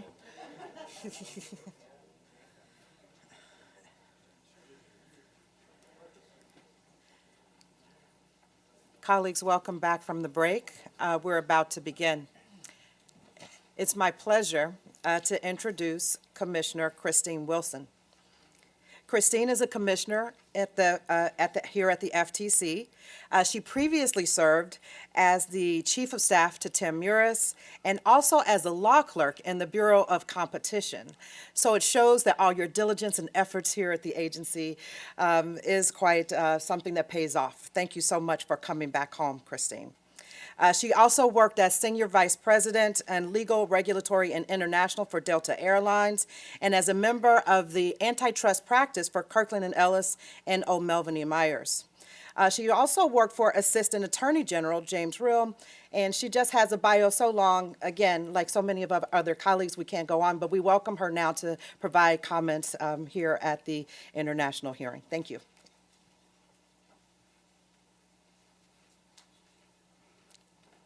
Good morning, everyone, and thank you. I think when she says that I have a long bio, it means that I can't keep a job. So thank you for presenting that in a positive light.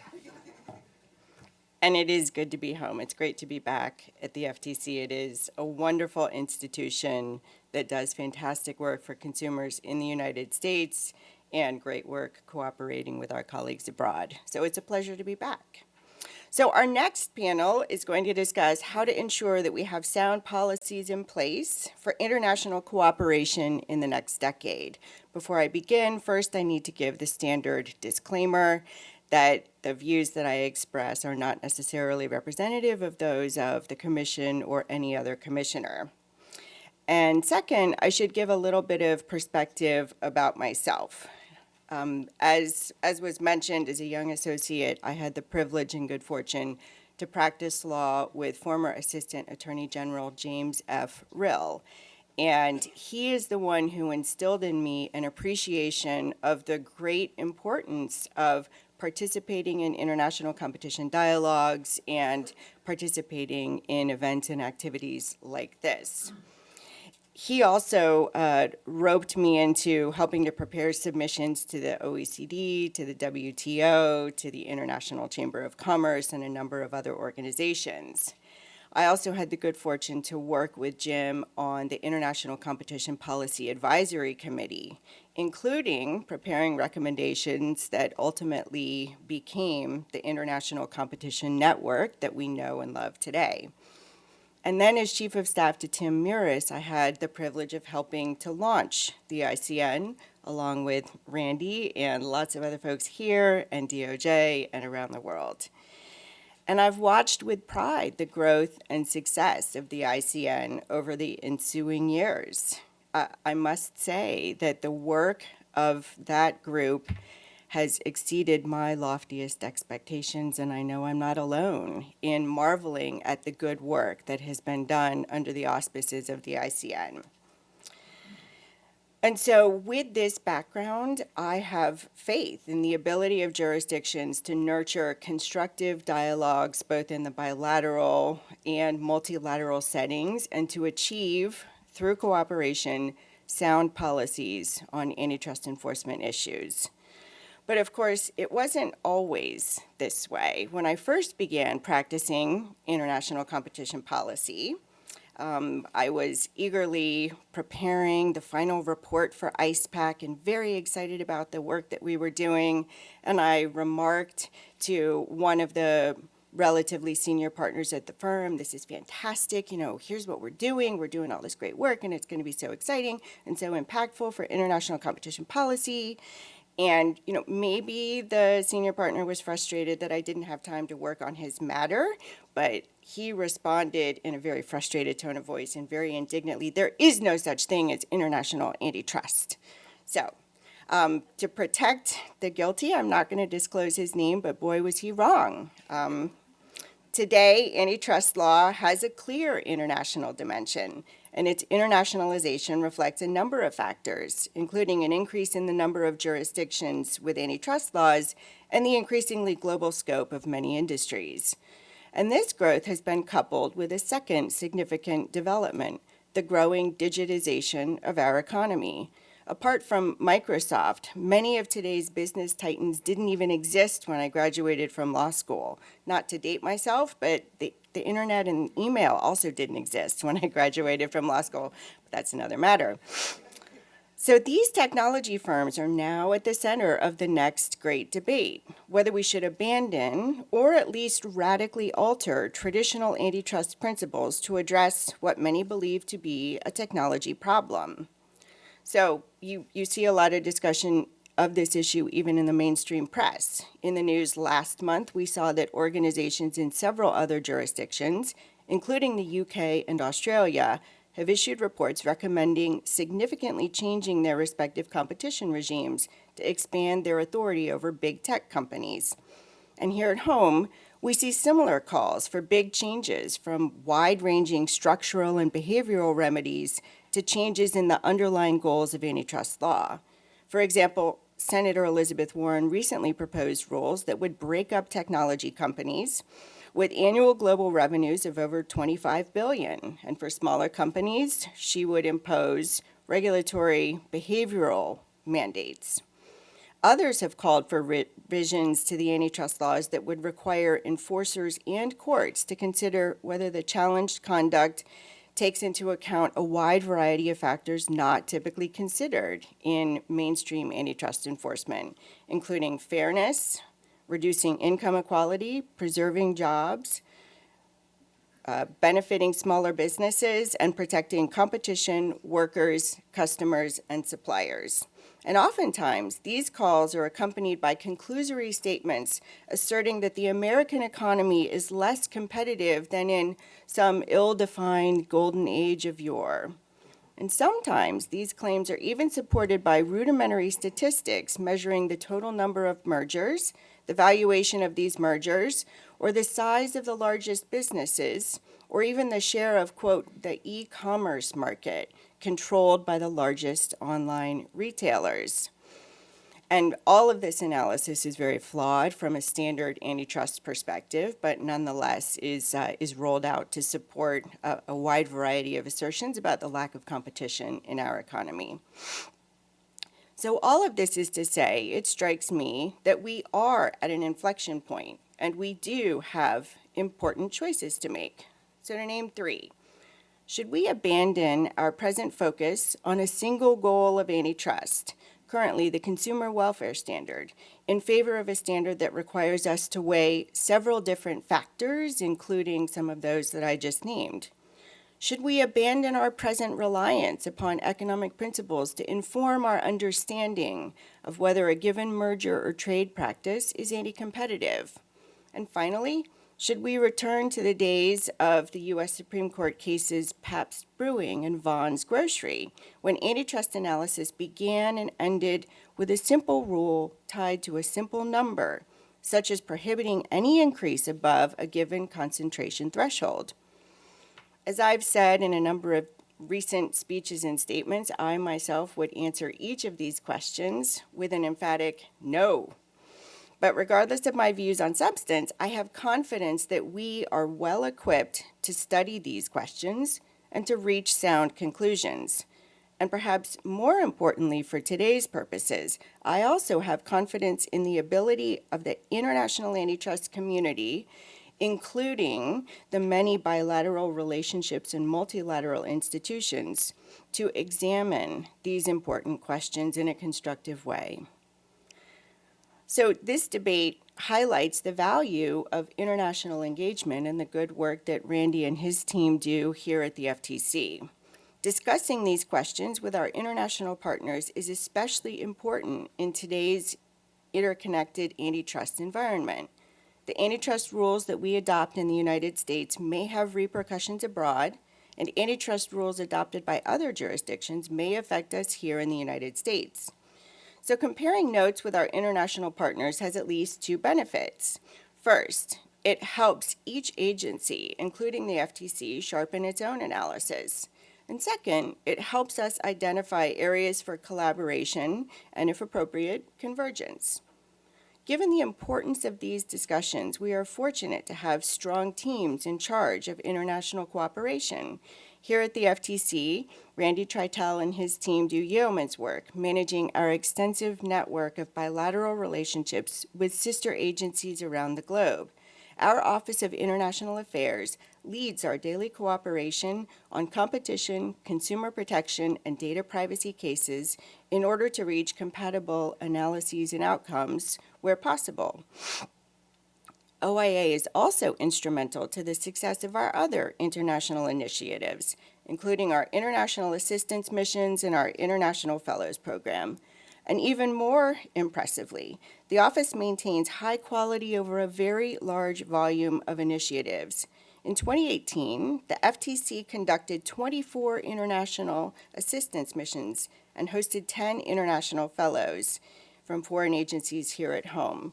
And Roger Alford has done similar excellent work over at the Department of Justice. And we also benefit from exchanging ideas in order to promote convergence with our international partners through both bilateral relationships and multilateral organizations, including the ICN, ICPEN, and the OECD. So, in conclusion, there's a growing international debate about whether and how to revise the antitrust laws, particularly as they apply to the digital economy. Given the potential impact that changes in antitrust law would have upon large global businesses, it's critically important that we think through these issues together with our international partners. Thankfully, we can lean on Randy and his team and his counterparts at other agencies around the world to facilitate this discussion and help us to identify areas for further collaboration. Of course, this meaningful international collaboration is no small victory, and certainly something I wouldn't have predicted more than 20 years ago. And now I will turn it over to our panelists to advise us on how to make the next decade of international collaboration even more successful. Thank you.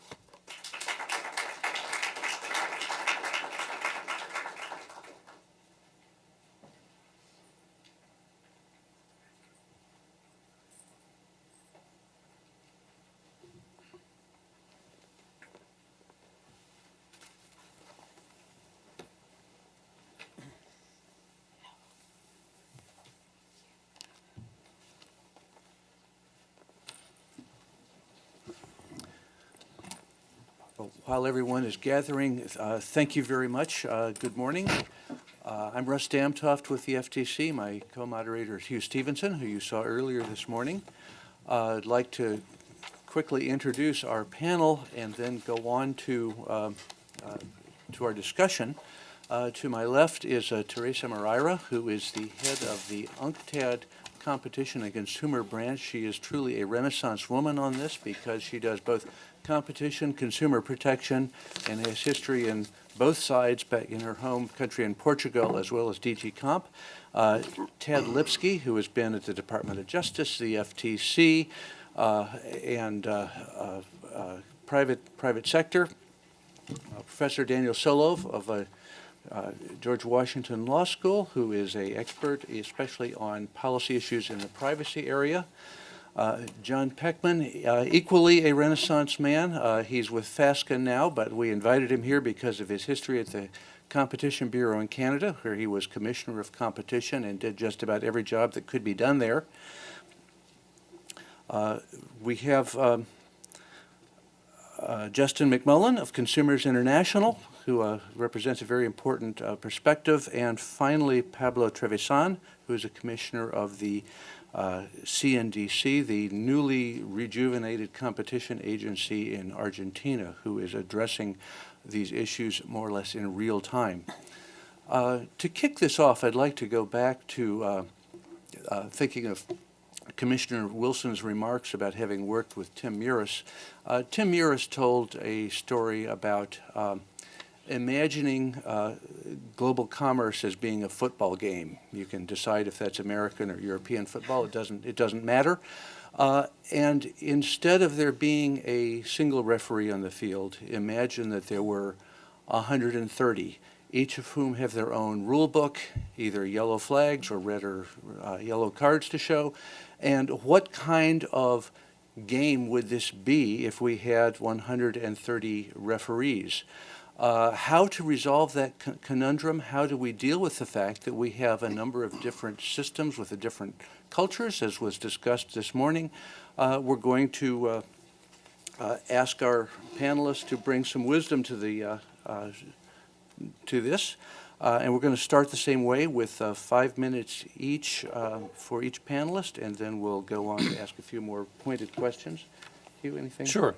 So, so I think we'll turn now to our panelists and get their statements. And this, I think, ties well into the discussion we had earlier, which was about the world in which this nightmare of a football game that Russ describes, and also having sort of hundreds of agencies now, and between competition and privacy and consumer protection. We have the various divergences in legal traditions and regimes that we heard a little bit about this morning. And so the challenge here, I think, is how do we achieve then in this environment coherent policies that protect consumers while protecting the benefits of global commerce. And we'll turn first to Teresa Moreira to address this challenge.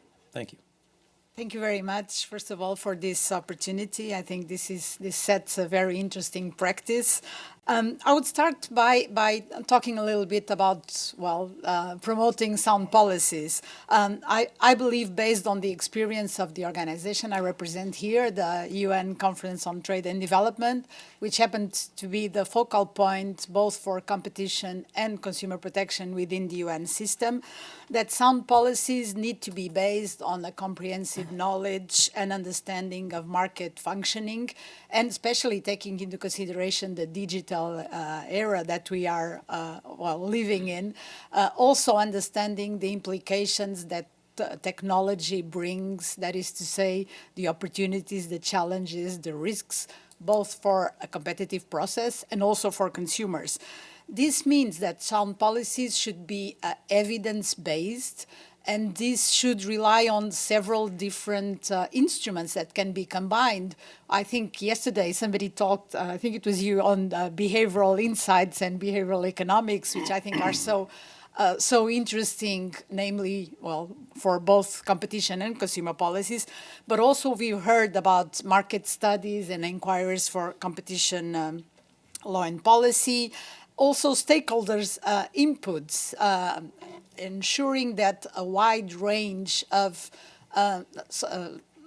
providers, so to speak, of information, of knowledge, of research, so scholars, business, civil society organizations, and through instruments like these public hearings and public consultations.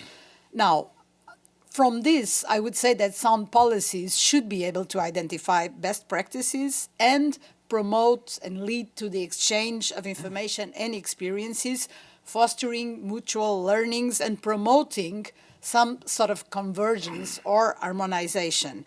I would say that in the UN, and from UNCTAD's point of view, we are the custodians of two interesting and important international instruments: the UN set of competition principles and rules, and the UN guidelines for consumer protection. The set was adopted in 1980, the guidelines for consumer protection were adopted in 1985, and lastly revised in 2015.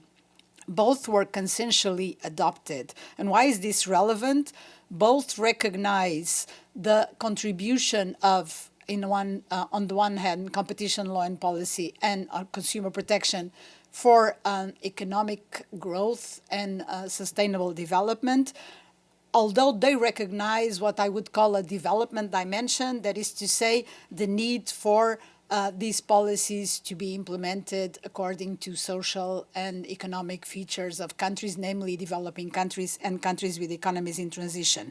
The UN set on competition also establishes a framework for international cooperation, and it was followed by the UNCTAD Model Law on Competition, which is from '93, and it really corresponds to a template on of the main topics and provisions that I would say a standard competition law should address, supporting coherence and convergence. Again, the model law was also discussed and agreed, and of course benefited very much from the inputs and from the advice and suggestions of more experienced agencies, namely already at that time, the FTC.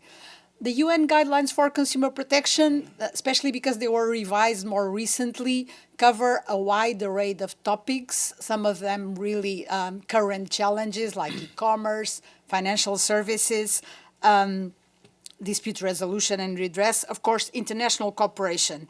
I would say that in both cases, both instruments underline the importance of cooperation, obviously at the international level, but also at regional and bilateral level, and not only in the framework of formal international or regional organizations, but also through informal networks across the world. This is really a most important avenue to better address global issues across the world. And I would like just to end this initial remark saying that I'm very happy to say that the FTC has provided very important and significant contributions in both policies areas, not only in UNCTAD, but also based on my previous experience while a representative of Portugal, namely in the OECD Committee for Consumer Policy, where I myself and other colleagues learned very much about its leading experience, especially in the digital world. Thank you very much. Thank you, Teresa. We turn next to Tad Lipsky from George Mason to give his views on this subject. Thanks. Thanks, Hugh, and thanks, Russ. Thanks very much to the Commission. It's a great privilege and honor to be here and to be back among various colleagues. And especially when I was here, they didn't have this fabulous blue-lit background. I mean, just picture Ronald Reagan between those two flags. It's really quite an impressive setup here. So I also want to mention just briefly, I am tagged with my affiliation with the Scalia Law School at George Mason, with which I'm very, very proudly associated. But these remarks are simply my own. They might coincide with the views of somebody else, but that would be a wild coincidence. So, given the enormous diversity, it's already been mentioned, in the legal and regulatory systems and the other relevant characteristics of the various competition regimes around the world, achieving the best economic outcomes for consumers across all world jurisdictions is going to require a broad variety of approaches. There's not going to be a one-size-fits-all solution. I'm going to address this problem based on, I have to say, a career-long experience in antitrust and competition law.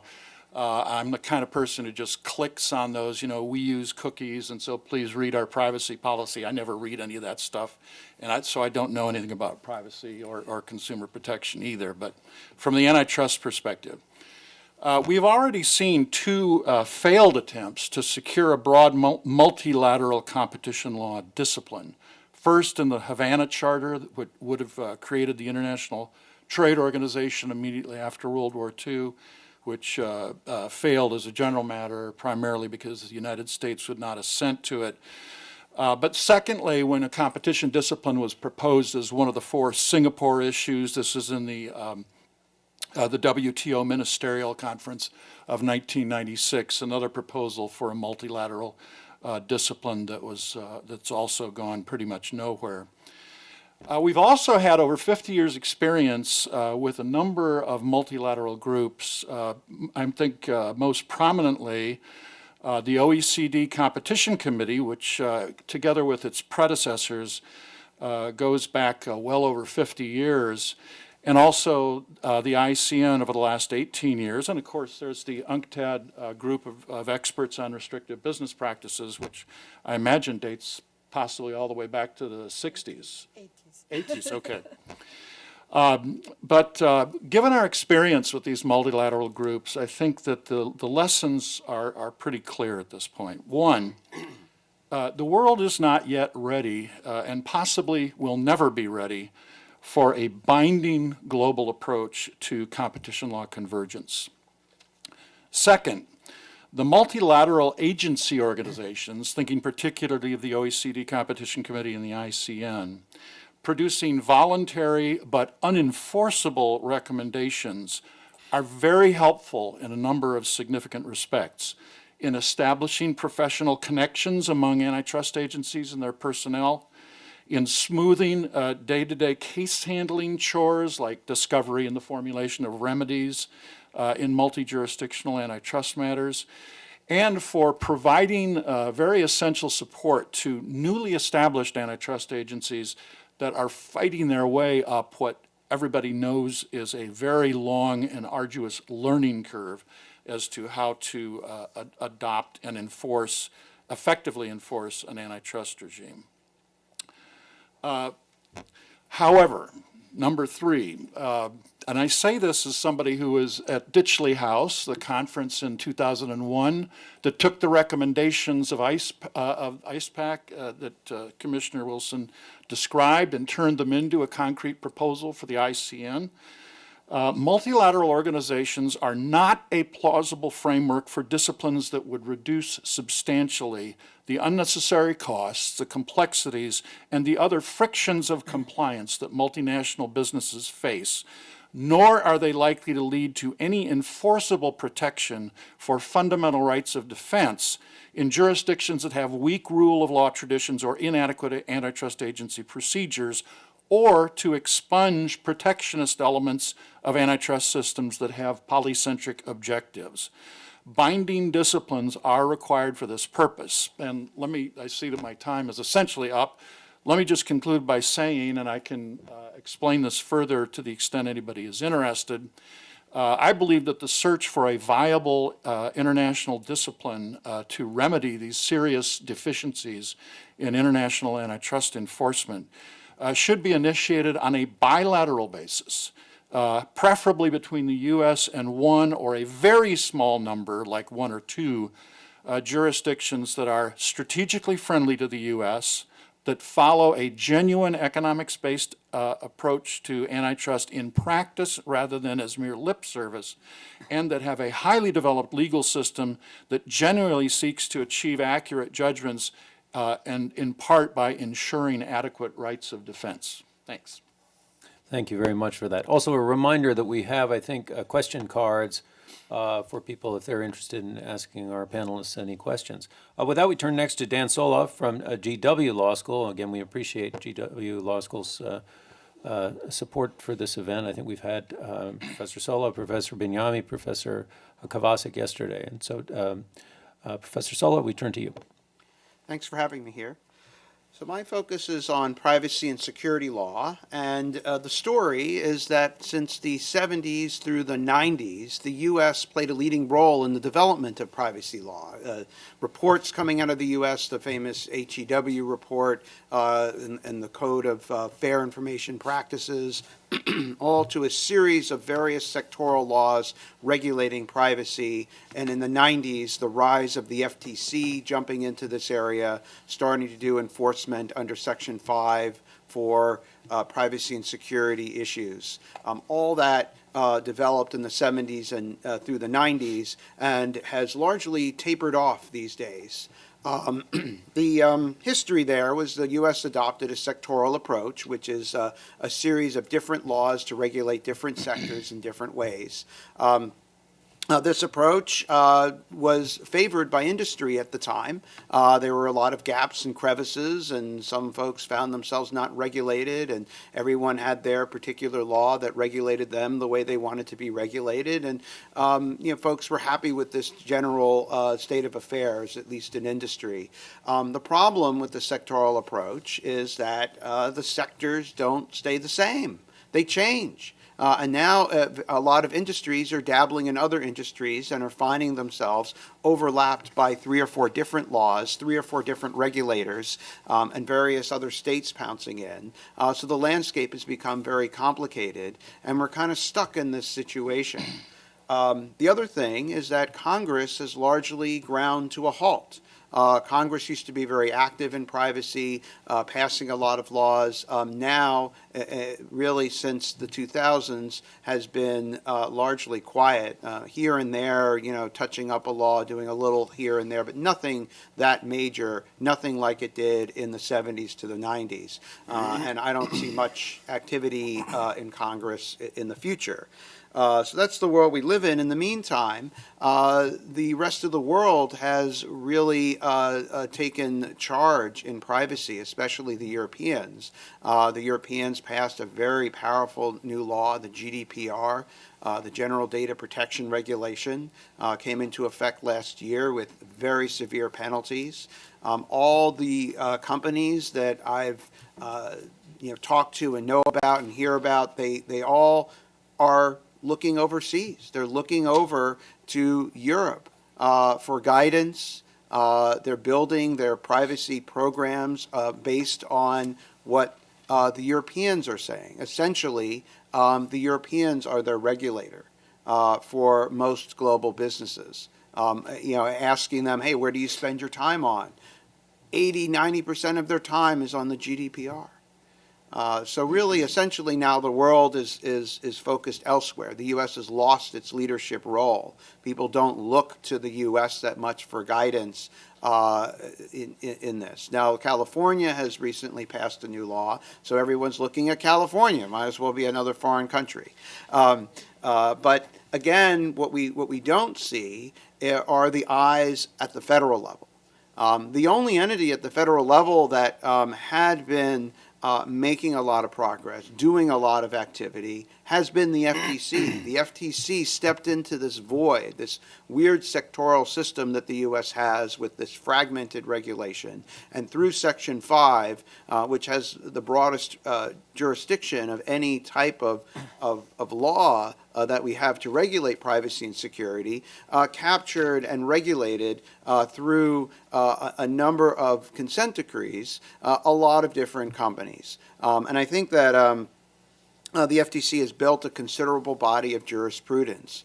There now calls, very interestingly, in industry for a comprehensive privacy law. Folks look at this landscape, and I find it very interesting how significant the call is in industry and the desire for a comprehensive privacy law. I don't think that's likely. Just politically, I think it's very difficult for Congress to do that. So I think the answer is going to lie with the FTC. I think that the future, if the U.S. wants to take a leadership role, is that the FTC has to step up and has to play that role.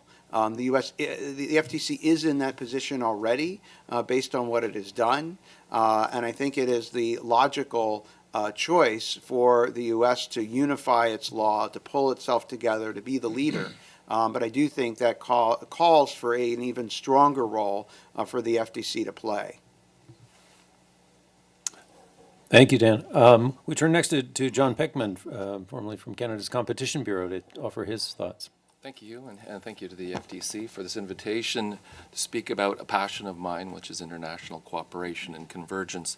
And I was a big advocate while at the Bureau, and I continue to be one. But to begin, I want to note Macon Delraham's speech called "Come Together: Victories and New Challenges for the International Antitrust Community," where he refers to the Beatles, the Come Together. And when I speak about international cooperation and convergence, I like to quote John Lennon, his song "Imagine," and don't worry, I'm not going to sing it. My line is, "Some say I'm a dreamer, but I'm not the only one." And that kind of encapsulates what's been driving me in advancing the agenda here with working with my counterparts, formerly my counterparts around the world. So I would like to open my statement today by quickly highlighting 3 areas of good works undertaken by the Bureau using soft law approaches to further international concurrence. The first was through bilateral relationships. The Bureau has established extensive networks of cooperative relationships with many competition agencies around the world, and these are based on bilateral cooperation agreements. These agreements enable staff to cooperate with agencies abroad on individual cases, technical assistance, and on developing competition policy. For example, the U.S. Criminal MLAT has permitted the U.S. DOJ and the Bureau to conduct joint price-fixing investigations, and the very first one was fax paper back in the 90s, and also enabled the continuation of parallel investigations.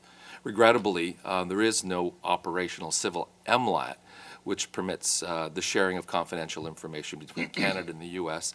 As it pertains to merger review without a waiver from the parties, or reviewing abuse or civil deceptive marketing practices investigations. We also work with our counterparts through developing policy convergence, and a good example is the document produced with the U.S. agencies entitled Best Practices on Cooperation and Merger Investigations, that puts out a good template for the entire community. And another example is our alignment of merger review processes with the U.S. Canada modified its investigatory powers to include supplementary information requests, similar to the American second request, and aligned our 30-day timing procedures. Obviously, this collaborative approach has a significant number of efficiencies, not only for the review, but for merging parties. And of course, technical assistance, staff exchanges is something we rely on to build bridges. I like to point to the staff agreements that we have with the ACCC, which has facilitated the sharing of best practices by exposing senior staff to each other's investigative and analytical approaches, as well as the executive management functions. The second area is leadership in the multilateral fora, such as ICE-PEN, ICN, OECD, where soft convergence is a top priority for all these agencies. And the Bureau is a founding member of the ICN and acts as its secretariat, with tremendous support, I may add, from the FTC. The Bureau is currently the co-chair of the ICN Agency Effectiveness Working Group, and in this regard, something that's I think is extremely important, led the creation of the Economist subgroup and Economist workshops, including the first joint workshop between the ICN, OECD, and CRES in Seoul, Korea last year. We strategically advanced the economic subgroup to promote a normative approach to economic analysis for determining anti-competitive harm, the foundation for competition analytics. The Bureau also participates regularly at the OECD and the ICE-PEN processes. And the third area of importance in terms of convergence is international trade agreements. Trade liberalization and competition law share an objective of promoting efficient allocation of resources and create strong incentives for innovation and productivity. The Bureau advocates for competition considerations and agreements to ensure that the benefits from trade liberalization are not offset by anti-competitive business conduct. A good example of this tool in action is the recent USMCA, which has not yet been ratified but agreed upon. For the procedural fairness article in this provision dealing with competition policy, requires each of the parties to enforce the respective competition laws through transparent laws, procedural rules, by conducting investigations within reasonable time frames, and by providing opportunities for legal representation. In other words, similar rules can be established through trade agreements, and I think is an important consideration as we go forward. So that we've made significant progress, through soft convergence. However, the dual drivers of globalization and the new digital economy, in conjunction with populism, have increased tensions, in my view, among competition agency and the risk of divergent approaches to competition law. So the time, in my view, is ripe for considering new approaches, and I might get to that later because my time is up. Thank you very much. And I should point out that John has also written an article that talks about some of these ways forward, which I think is really worth a look. We turn next to Justin McMillan from Consumers International to offer some perspectives from that part of the world. Thank you. Thank you, and thank you to the FTC for the invitation as well. Before I start, I should just explain who Consumers International are, for those of you who don't know us. We're the membership organisation for consumer groups around the world, and we have more than 200 members in over 100 countries. We represent them in international decision-making, policy-making forums, and also increasingly with companies that are operating in global markets. Throughout our history, we've supported the development of international soft law through organisations such as the United Nations, the OECD, the G20, and other international bodies. At its best, we believe soft law combines the expertise of stakeholders from around the world to define agreed principles and best practices, and is a valuable reference point for those within government, business, and civil society who are advocating for improvements to consumer protection and the establishment of common approaches. Over time, and we've heard this from other panellists, it does have a significant impact on policy by influencing global ideas and conversations, but also in a more formal sense by providing a framework for national legislation and regulation. And in today's world, when markets are increasingly connected across borders, and many countries face the same challenges, this is particularly important. However, it should be said that demonstrating this impact is difficult, and although it might be a challenge, as far as we know, relatively little is done to actually monitor how soft law contributes to positive change. This could be a useful step if it's possible to monitor it, and it would help us understand when soft law is most effective, and it could inform future approaches. So whilst we recognise the benefits of soft law, we also support efforts to identify new ways to increase impact, and I'd like to briefly highlight 3 areas. The first is the need to respond to the exponential pace of change so that international work remains relevant to the challenges facing consumers. The development of international soft law needs to stay ahead of the curve in order to remain relevant, helping authorities and other actors to tackle new and emerging issues so that consumers do not have to deal with the risks themselves. In today's context, this means addressing issues such as the central role of data and intermediary platforms in markets, the impact of consumer IoT devices and AI-enabled services, the emergence of new and growing markets such as the peer-to-peer economy. This is a challenge for international work that has traditionally moved at a slower, more cautious pace, building on tried and tested national approaches.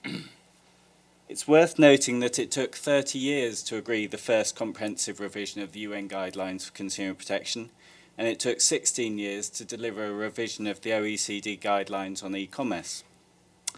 However, the fact that both these revisions were agreed in 2015 and 2016 respectively, and other initiatives such as the OECD work on AI and IoT do demonstrate a change in pace and a willingness to tackle new issues. Ensuring relevance also requires impact and an ability to translate high-level international principles for national systems and real-world markets. There are many resources that exist to help with implementation, and a simple point is that many of them could be better known and more widely used. But in addition, programs and practical resources need to be developed with the stakeholders that will use them, in order that they're relevant to their context, particularly where resources are limited and frameworks and institutions are either new or haven't been established. Impact can also be delivered through the marketplace. It's not an alternative to regulation, but by working with companies, it is a way to deliver impact for consumers in markets now, whilst regulation is being developed. It can also go beyond the standards required in regulation.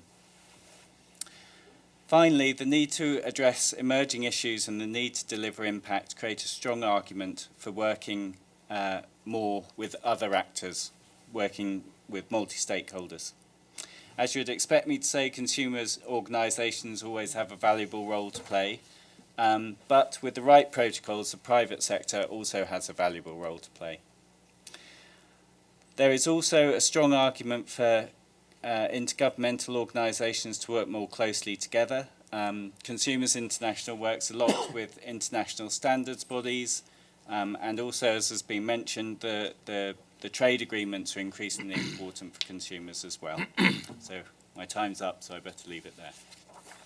Thank you very much. We turn to our final speaker, Pablo Trevisan from Argentina's Competition Authority, to give us his perspective. Please. Thanks, Hugh, and thanks for us for the invitation, and obviously thanks to the FTC for this opportunity to explain and to let you know what we are doing in Argentina specifically. The usual disclaimer, as a caveat, the opinions are mine and only mine and not necessarily those of the Commission, where I'm a commissioner. But I mean, when we were discussing this over the phone, I thought, well, this is very stimulating and encouraging, discussing all these issues.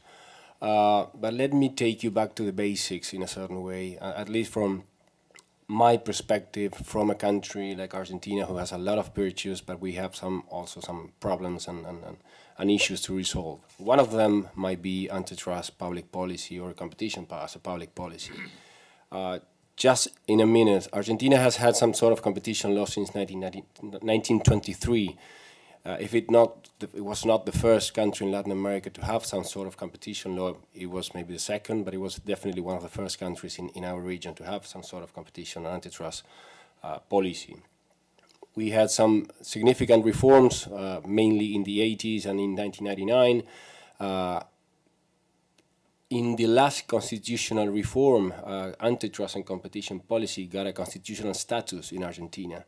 So, and last year we got a new competition act.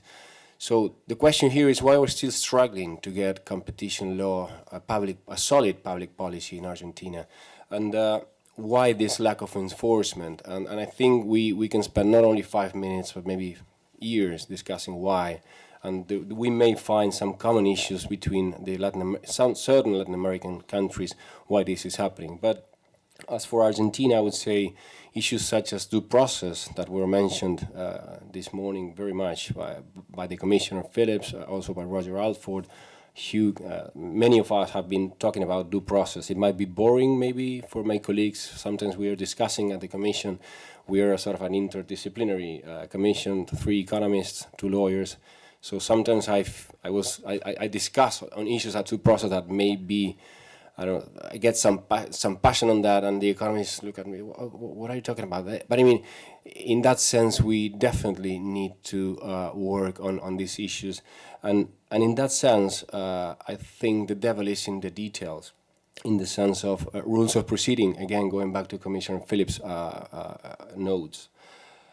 So we need to get back, and as Philip Marson said, I won't use your MAGA, M-A-G-A, but MAPA, M-A-P-P-A, make antitrust policy, public policy again in Argentina. That's absolutely necessary to get a coherent policy afterwards. So, as Roger Alford said, I mean, there's some unity at the core and definitely some diversity at the margins, but there are some common concepts we might all agree on, and I think also in that sense we may have a very solid and clear legislation, but history reminds us, Argentina, that you may have a very nice law, but if the implementation and the enforcement of that law is not good, the policy will not be good. So you don't only need that solid legislation, but also a strong enforcement, an independent authority, interaction between authorities. And when I say authorities, not only competition, consumer protection, privacy, and also as well sectorial authorities, but also international authorities, and obviously multilateral organizations, the ones we were mentioning. And also one other thing that was issued here in the previous panel, transparency of our decisions. So what we've done at the Commission, as Bill Kovacic put it some 3 years ago when we were sharing a panel at NYU, we have been rebuilding the house while living in it at the same time. When we got into the Commission, honestly, it was a difficult situation and a very encouraging situation. But with this multilateral cooperation, we realized we were not in a silo. And so all that work we've been doing together, coming back to the international arena, going back to best international practices, participating on the OECD, the ICN, the World Bank, et cetera, really helped us a lot to get back on track quite in a speedy way.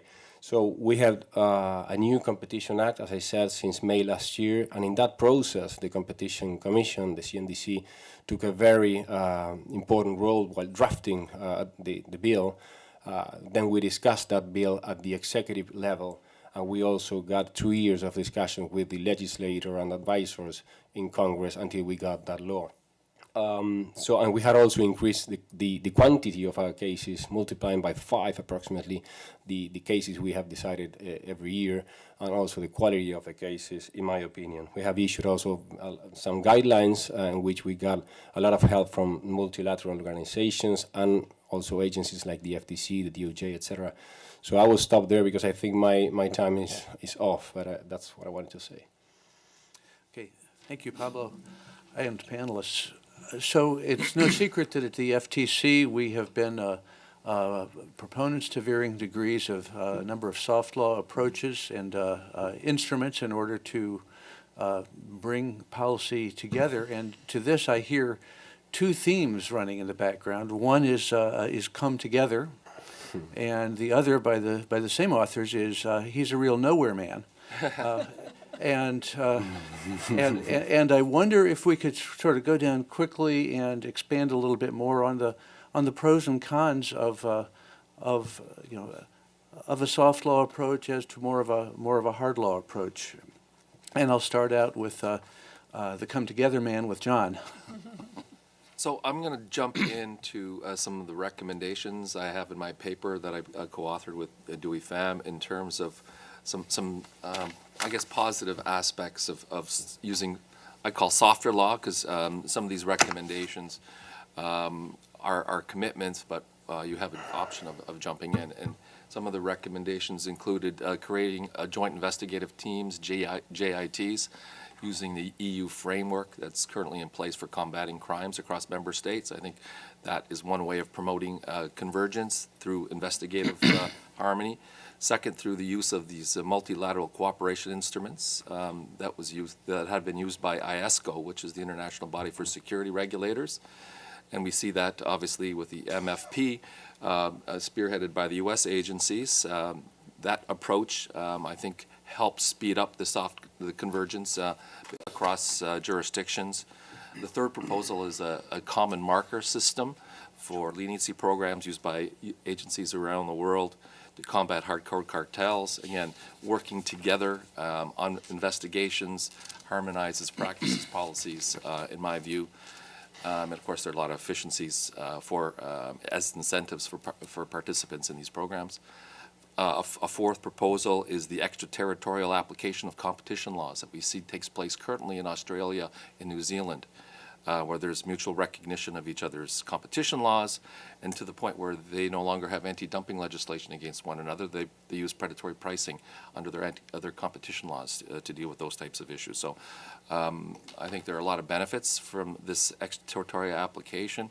And touching on Tad's point regarding a bilateral partner, I think Canada and the U.S. have a lot of many things in common in terms of level of trust between our agencies, the nature of our laws, our legal system, and I think we could benefit from a similar extraterritorial framework as we see currently being used in Australia and New Zealand.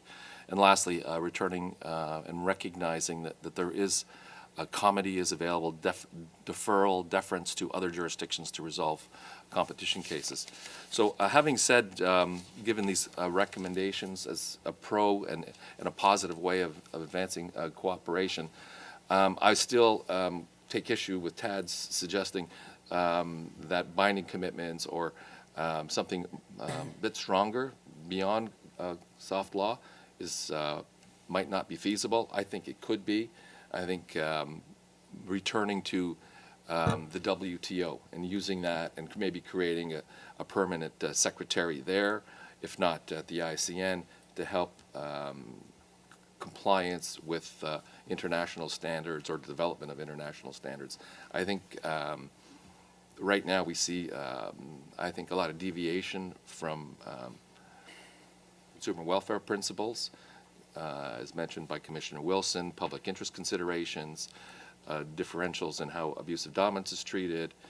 Even in the consumer protection side, there are deviations now that are emerging. So maybe pushing, I mean, we've done a lot with the development of competition laws over time through soft convergence. I think that the time is now for moving to a stronger approach.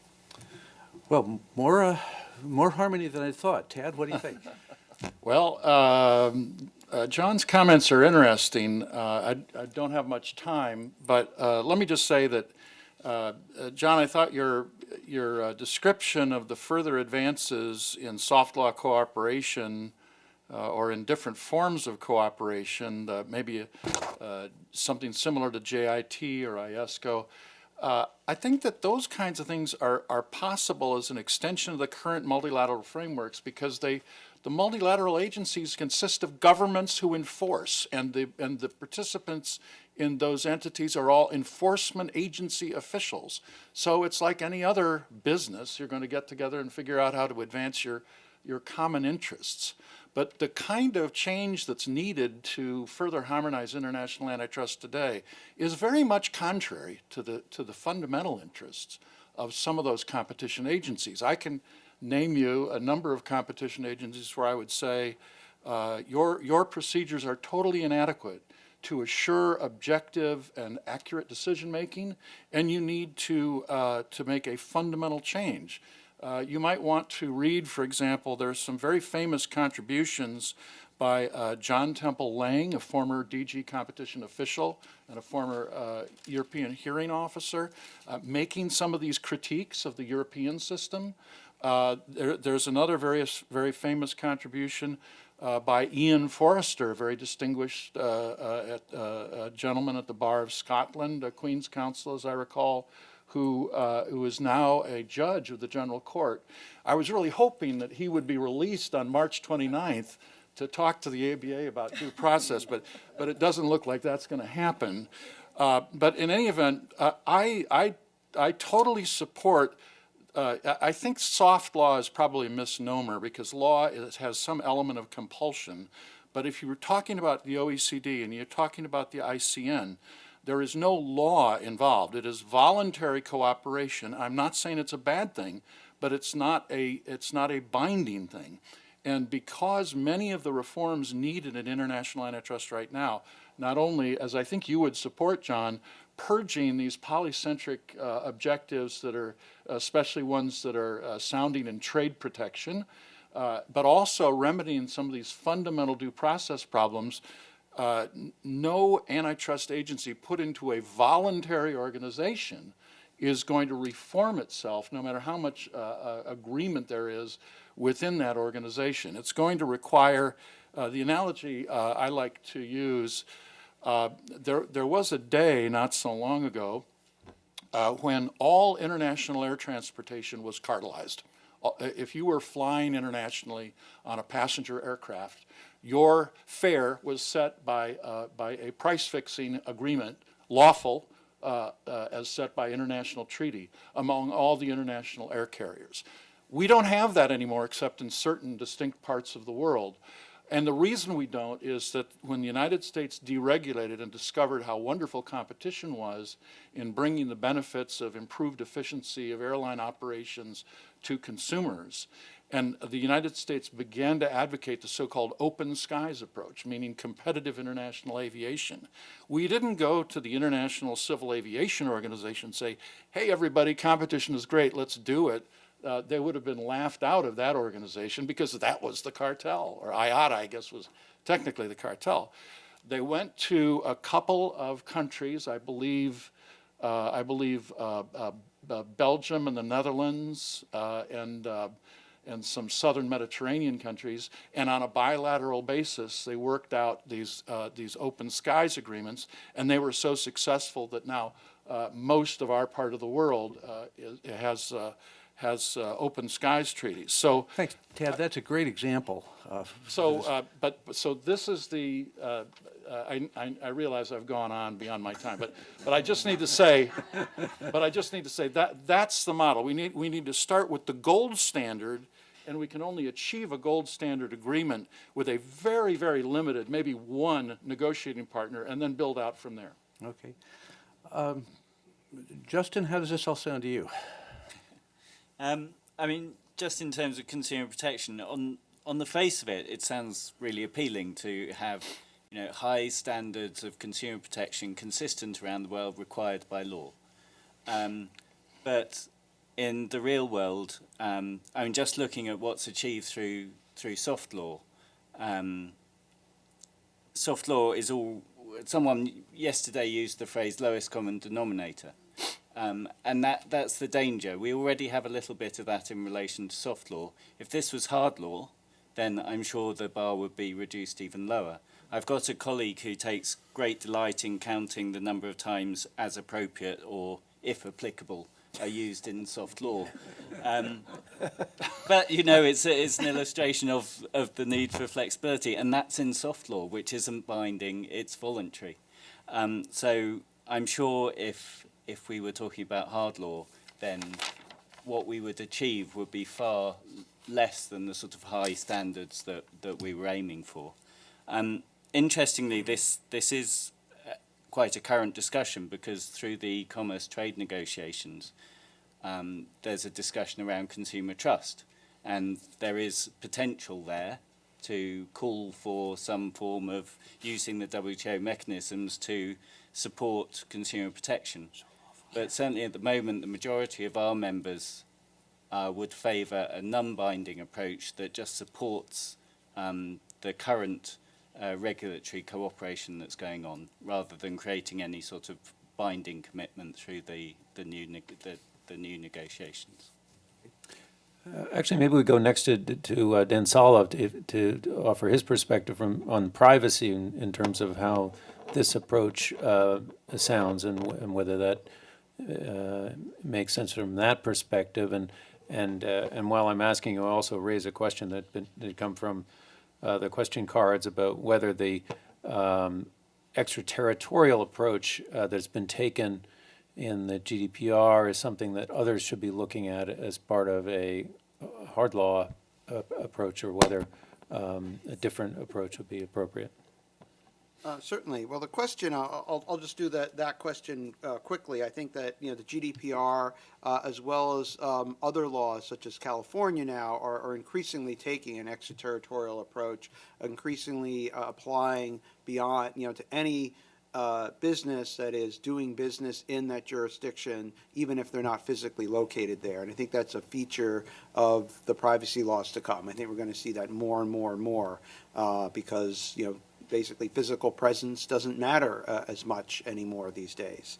In terms of soft law, I think a very interesting story in privacy, and that is in the 90s and early 2000s, industry pushed very heavily for self-regulation for privacy online.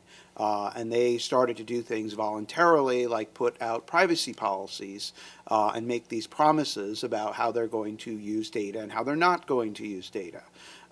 This approach got a lot of criticism at the time. There really weren't any teeth or any enforcement to it until the FTC stepped in. And the FTC stepped in and started saying that if you made a promise in a privacy policy that you subsequently violated, the FTC would bring an action that's a violation of Section 5, a deceptive trade practice, and the FTC would do an enforcement. This turned what was a rather toothless, self-regulatory, somewhat meaningless set of statements and empty promises into something that started to have teeth. Something that now started to develop in a more meaningful way because the FTC stepped in and hardened it a little bit. It still is soft in that, companies had a lot of leeway in terms of what they voluntarily decided to promise or not. But over time, we saw that the kinds of promises started to evolve, basically taking in common practices. We started to see an evolution there. And now today we have something a lot more sophisticated, where what companies promise, they understand that they have to keep those promises or there are consequences. So we've seen a hardening of the law a little bit, and a fusion to some extent between a soft approach and a harder approach that I think has done a lot of good. I think it still can be improved, but basically without the hard edge that the FTC brought in, the teeth, I don't think it would have succeeded. I don't think it would have been meaningful. These policies would have been rather empty unless the FTC did what it did. And so I think it took this regime and made it come to life in a way that I think it would not have had the FTC not stepped in. And let's turn to the last word of this topic with Teresa. I heard the reference to all the if applicables, and since I'm working with Teresa on a project now, that was resonating with me a little bit. Yes, very interesting. A lot of things come to mind. Well, first of all, as you can imagine, working for the UN Secretariat, I can only highlight the advantages of soft law instruments. Although non-binding, I will recognize this. I would like to underline the fact that the revised UN guidelines for consumer protection on one side and the revised OECD recommendation on consumer protection in e-commerce, in which I had the pleasure also of having been involved, obviously, with the FTC colleagues, are far from establishing the lowest common denominator. So soft law can be ambitious. Soft law can really, I would not say just fully grasp the gold standard, but can really move towards that direction. And this is how it is so interesting that, coming back to some of the previous speakers' comments, for instance, of course, the work of WTO, the Working Group on Trade and Competition, on the competition field was mentioned, but because of the discussions within WTO, because of the OECD recommendations, because of the UN set on competition and the UNCTAD model law on competition, we moved, as we heard yesterday, Bill Kovacic mentioned, from a dozen of jurisdictions having competition law to over 130 jurisdictions having adopted competition law and policy. And these include several developing countries and countries with economies in transition. So this persuasion is effective. I will agree. It takes more time. Not all will adopt it or grasp the challenges and the content and the details at the same time.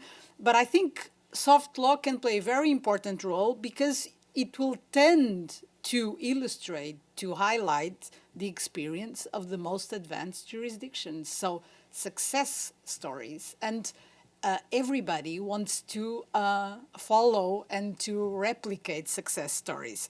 They also provide, I think, guidance. And of course, you mentioned, a lot of colleagues have mentioned, of course, the ICN, in which I also had the pleasure of working in the early days, so to speak.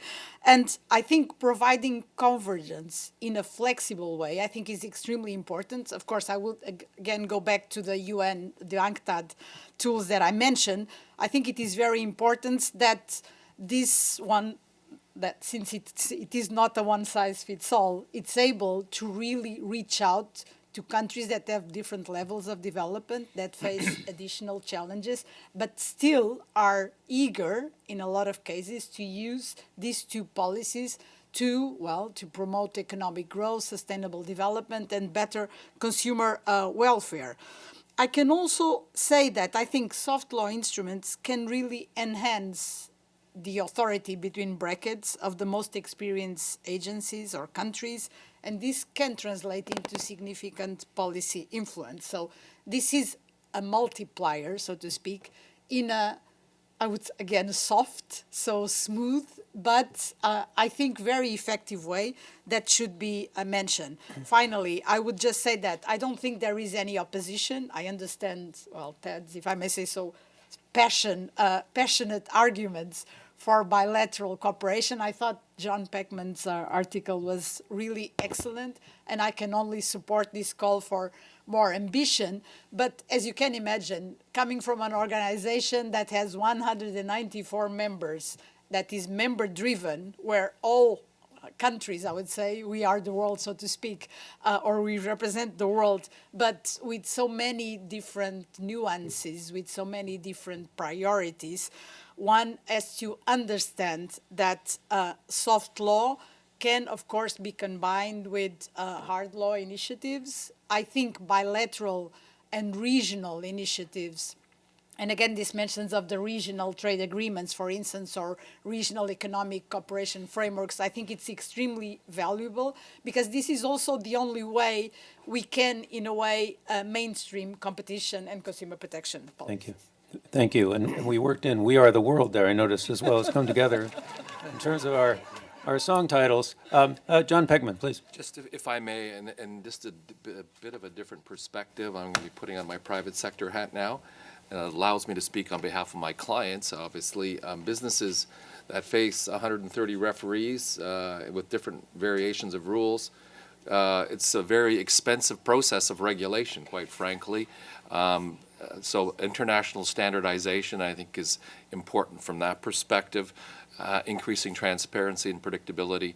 And in my view, and I understand that people are worried about the lowest common denominator, but I think international standardization, if it's not too soft, does pick up the performance of agencies if they have to meet this new international standard. So I just wanted to bring that private sector perspective, how important it is for us to get more efficient at what we're doing. It's extremely costly.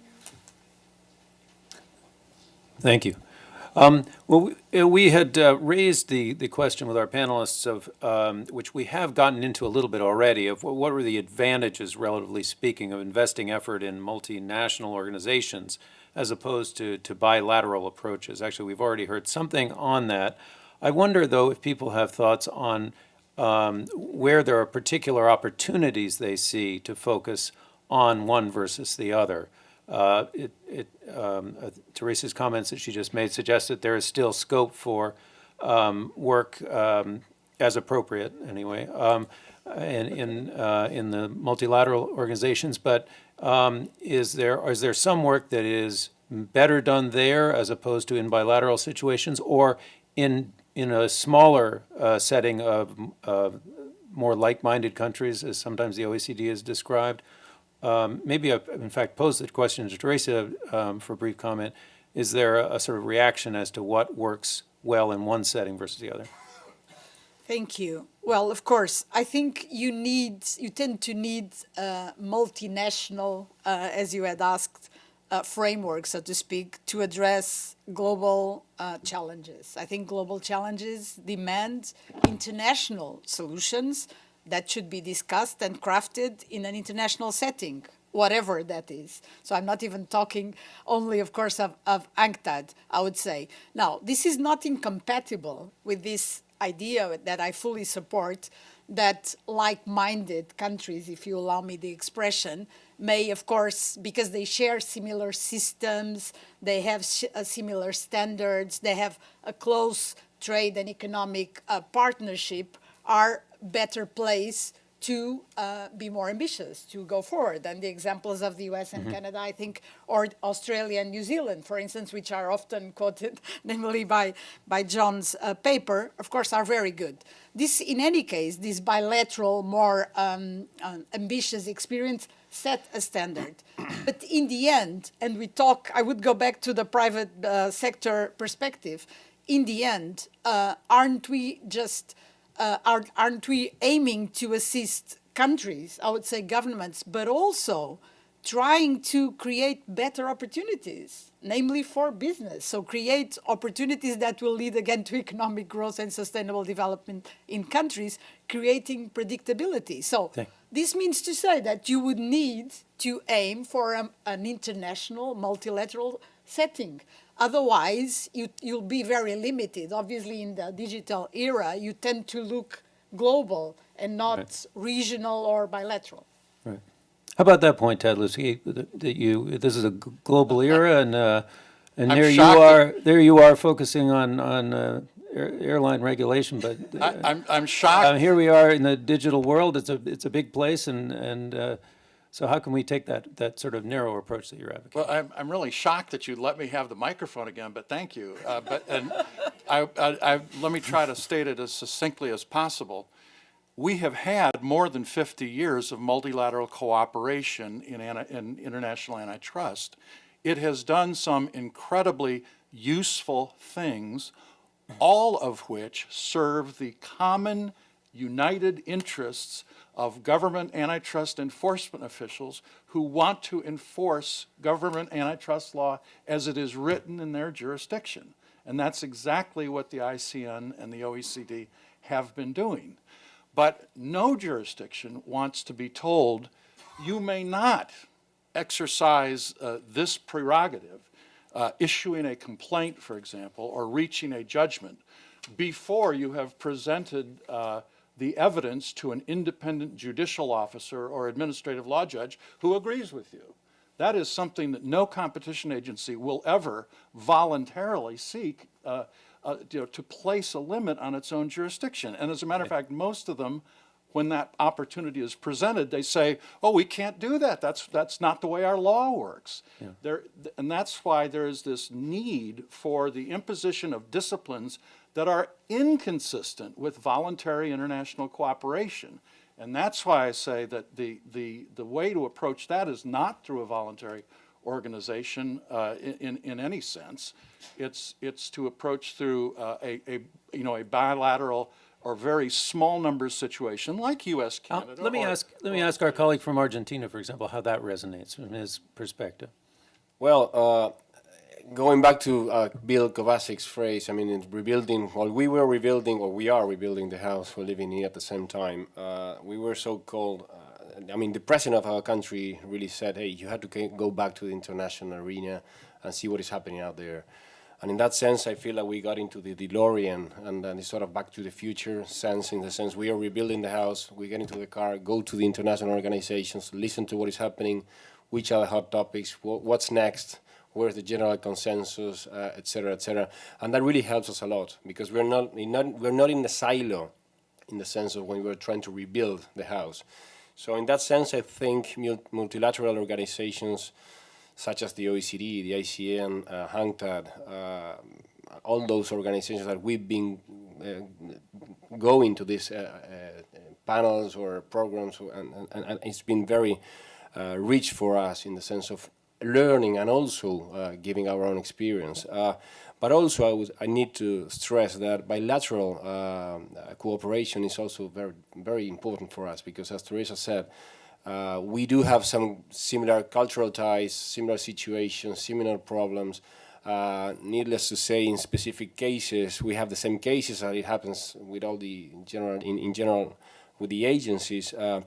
We do sign the NDAs. We exchange personnel, senior people from our teams going to the COFESE, to the FNE, to the CAGI.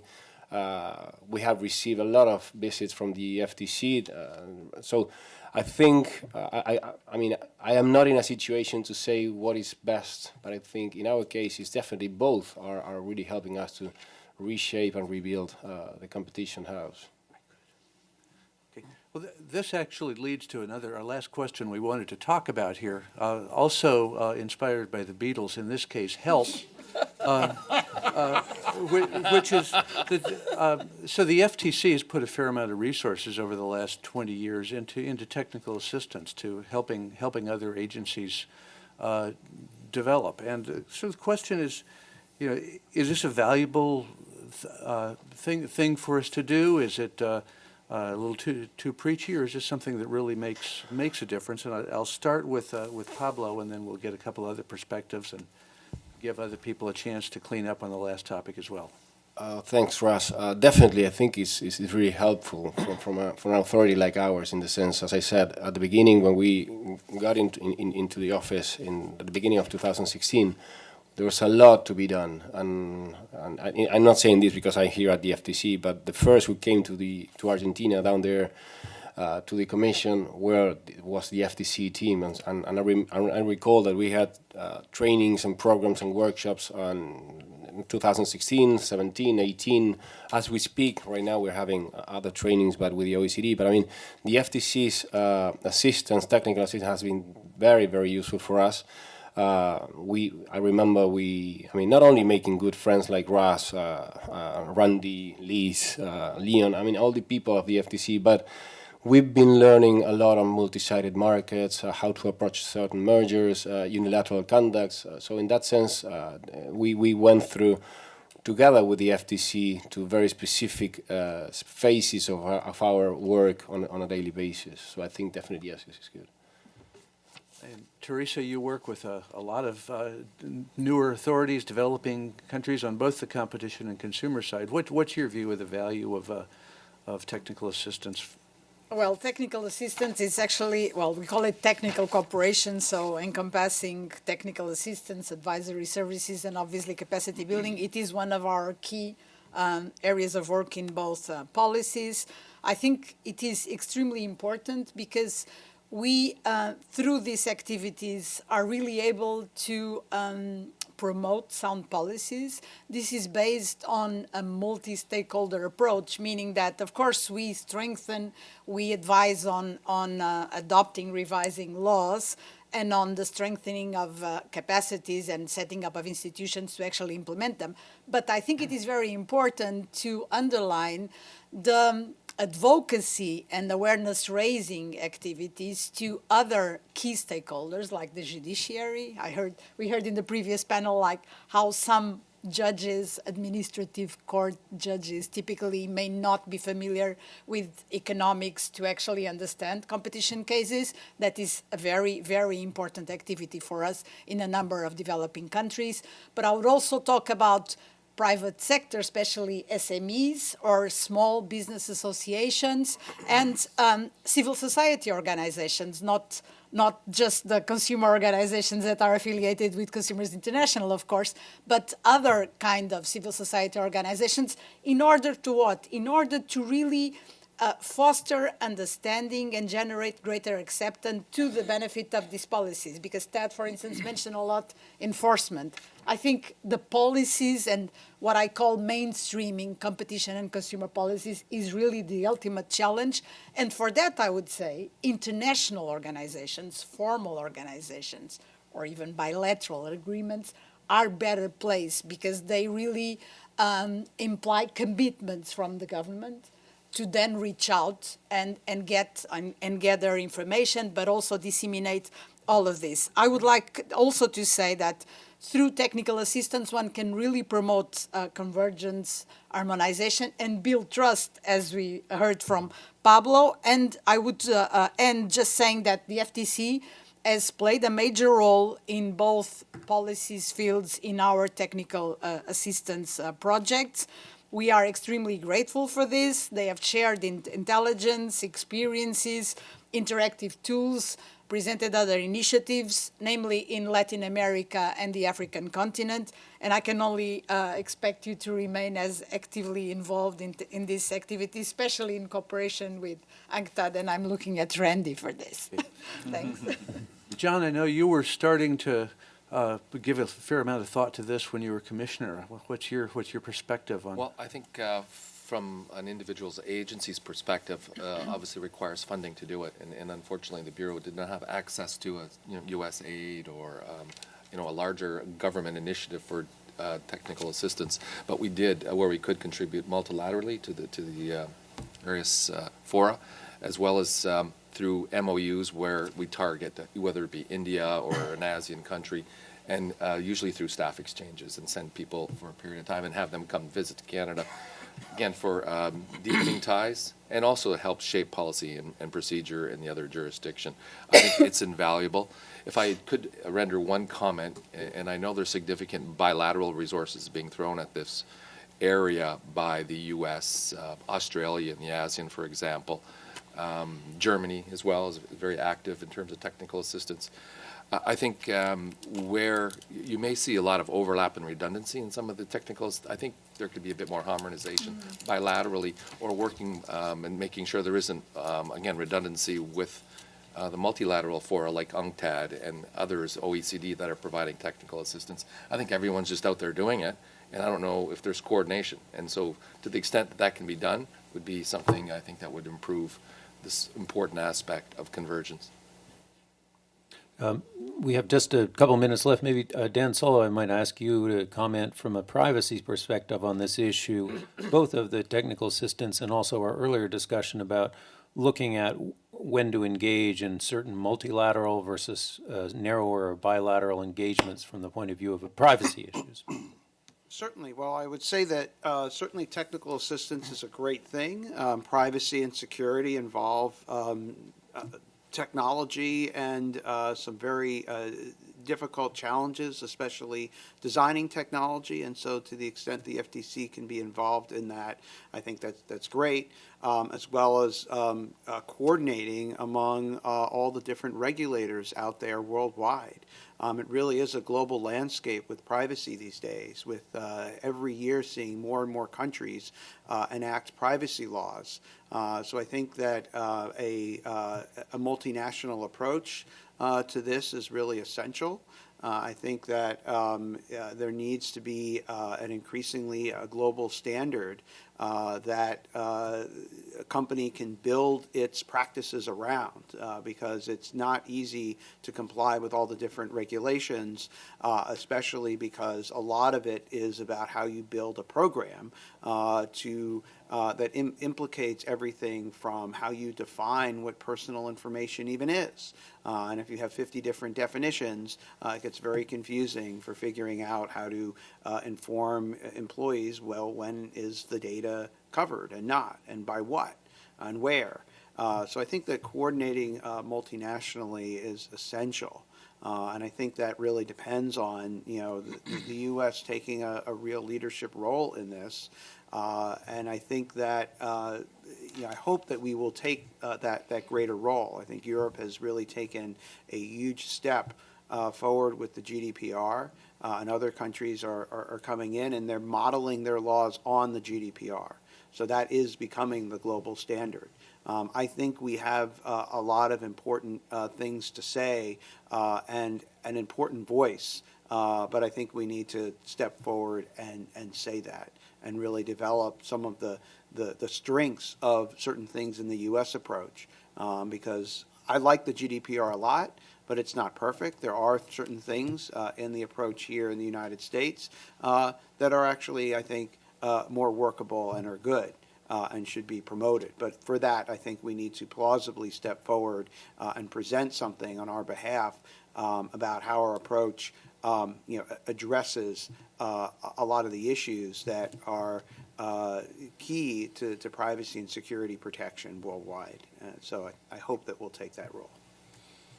Thank you very much for that. I have to say, as the author of many such phrases, I found all of this both applicable and appropriate, and I really appreciate, although never in the same sentence. But I hope you all join me in thanking all of our panelists for an excellent job today. Thank you.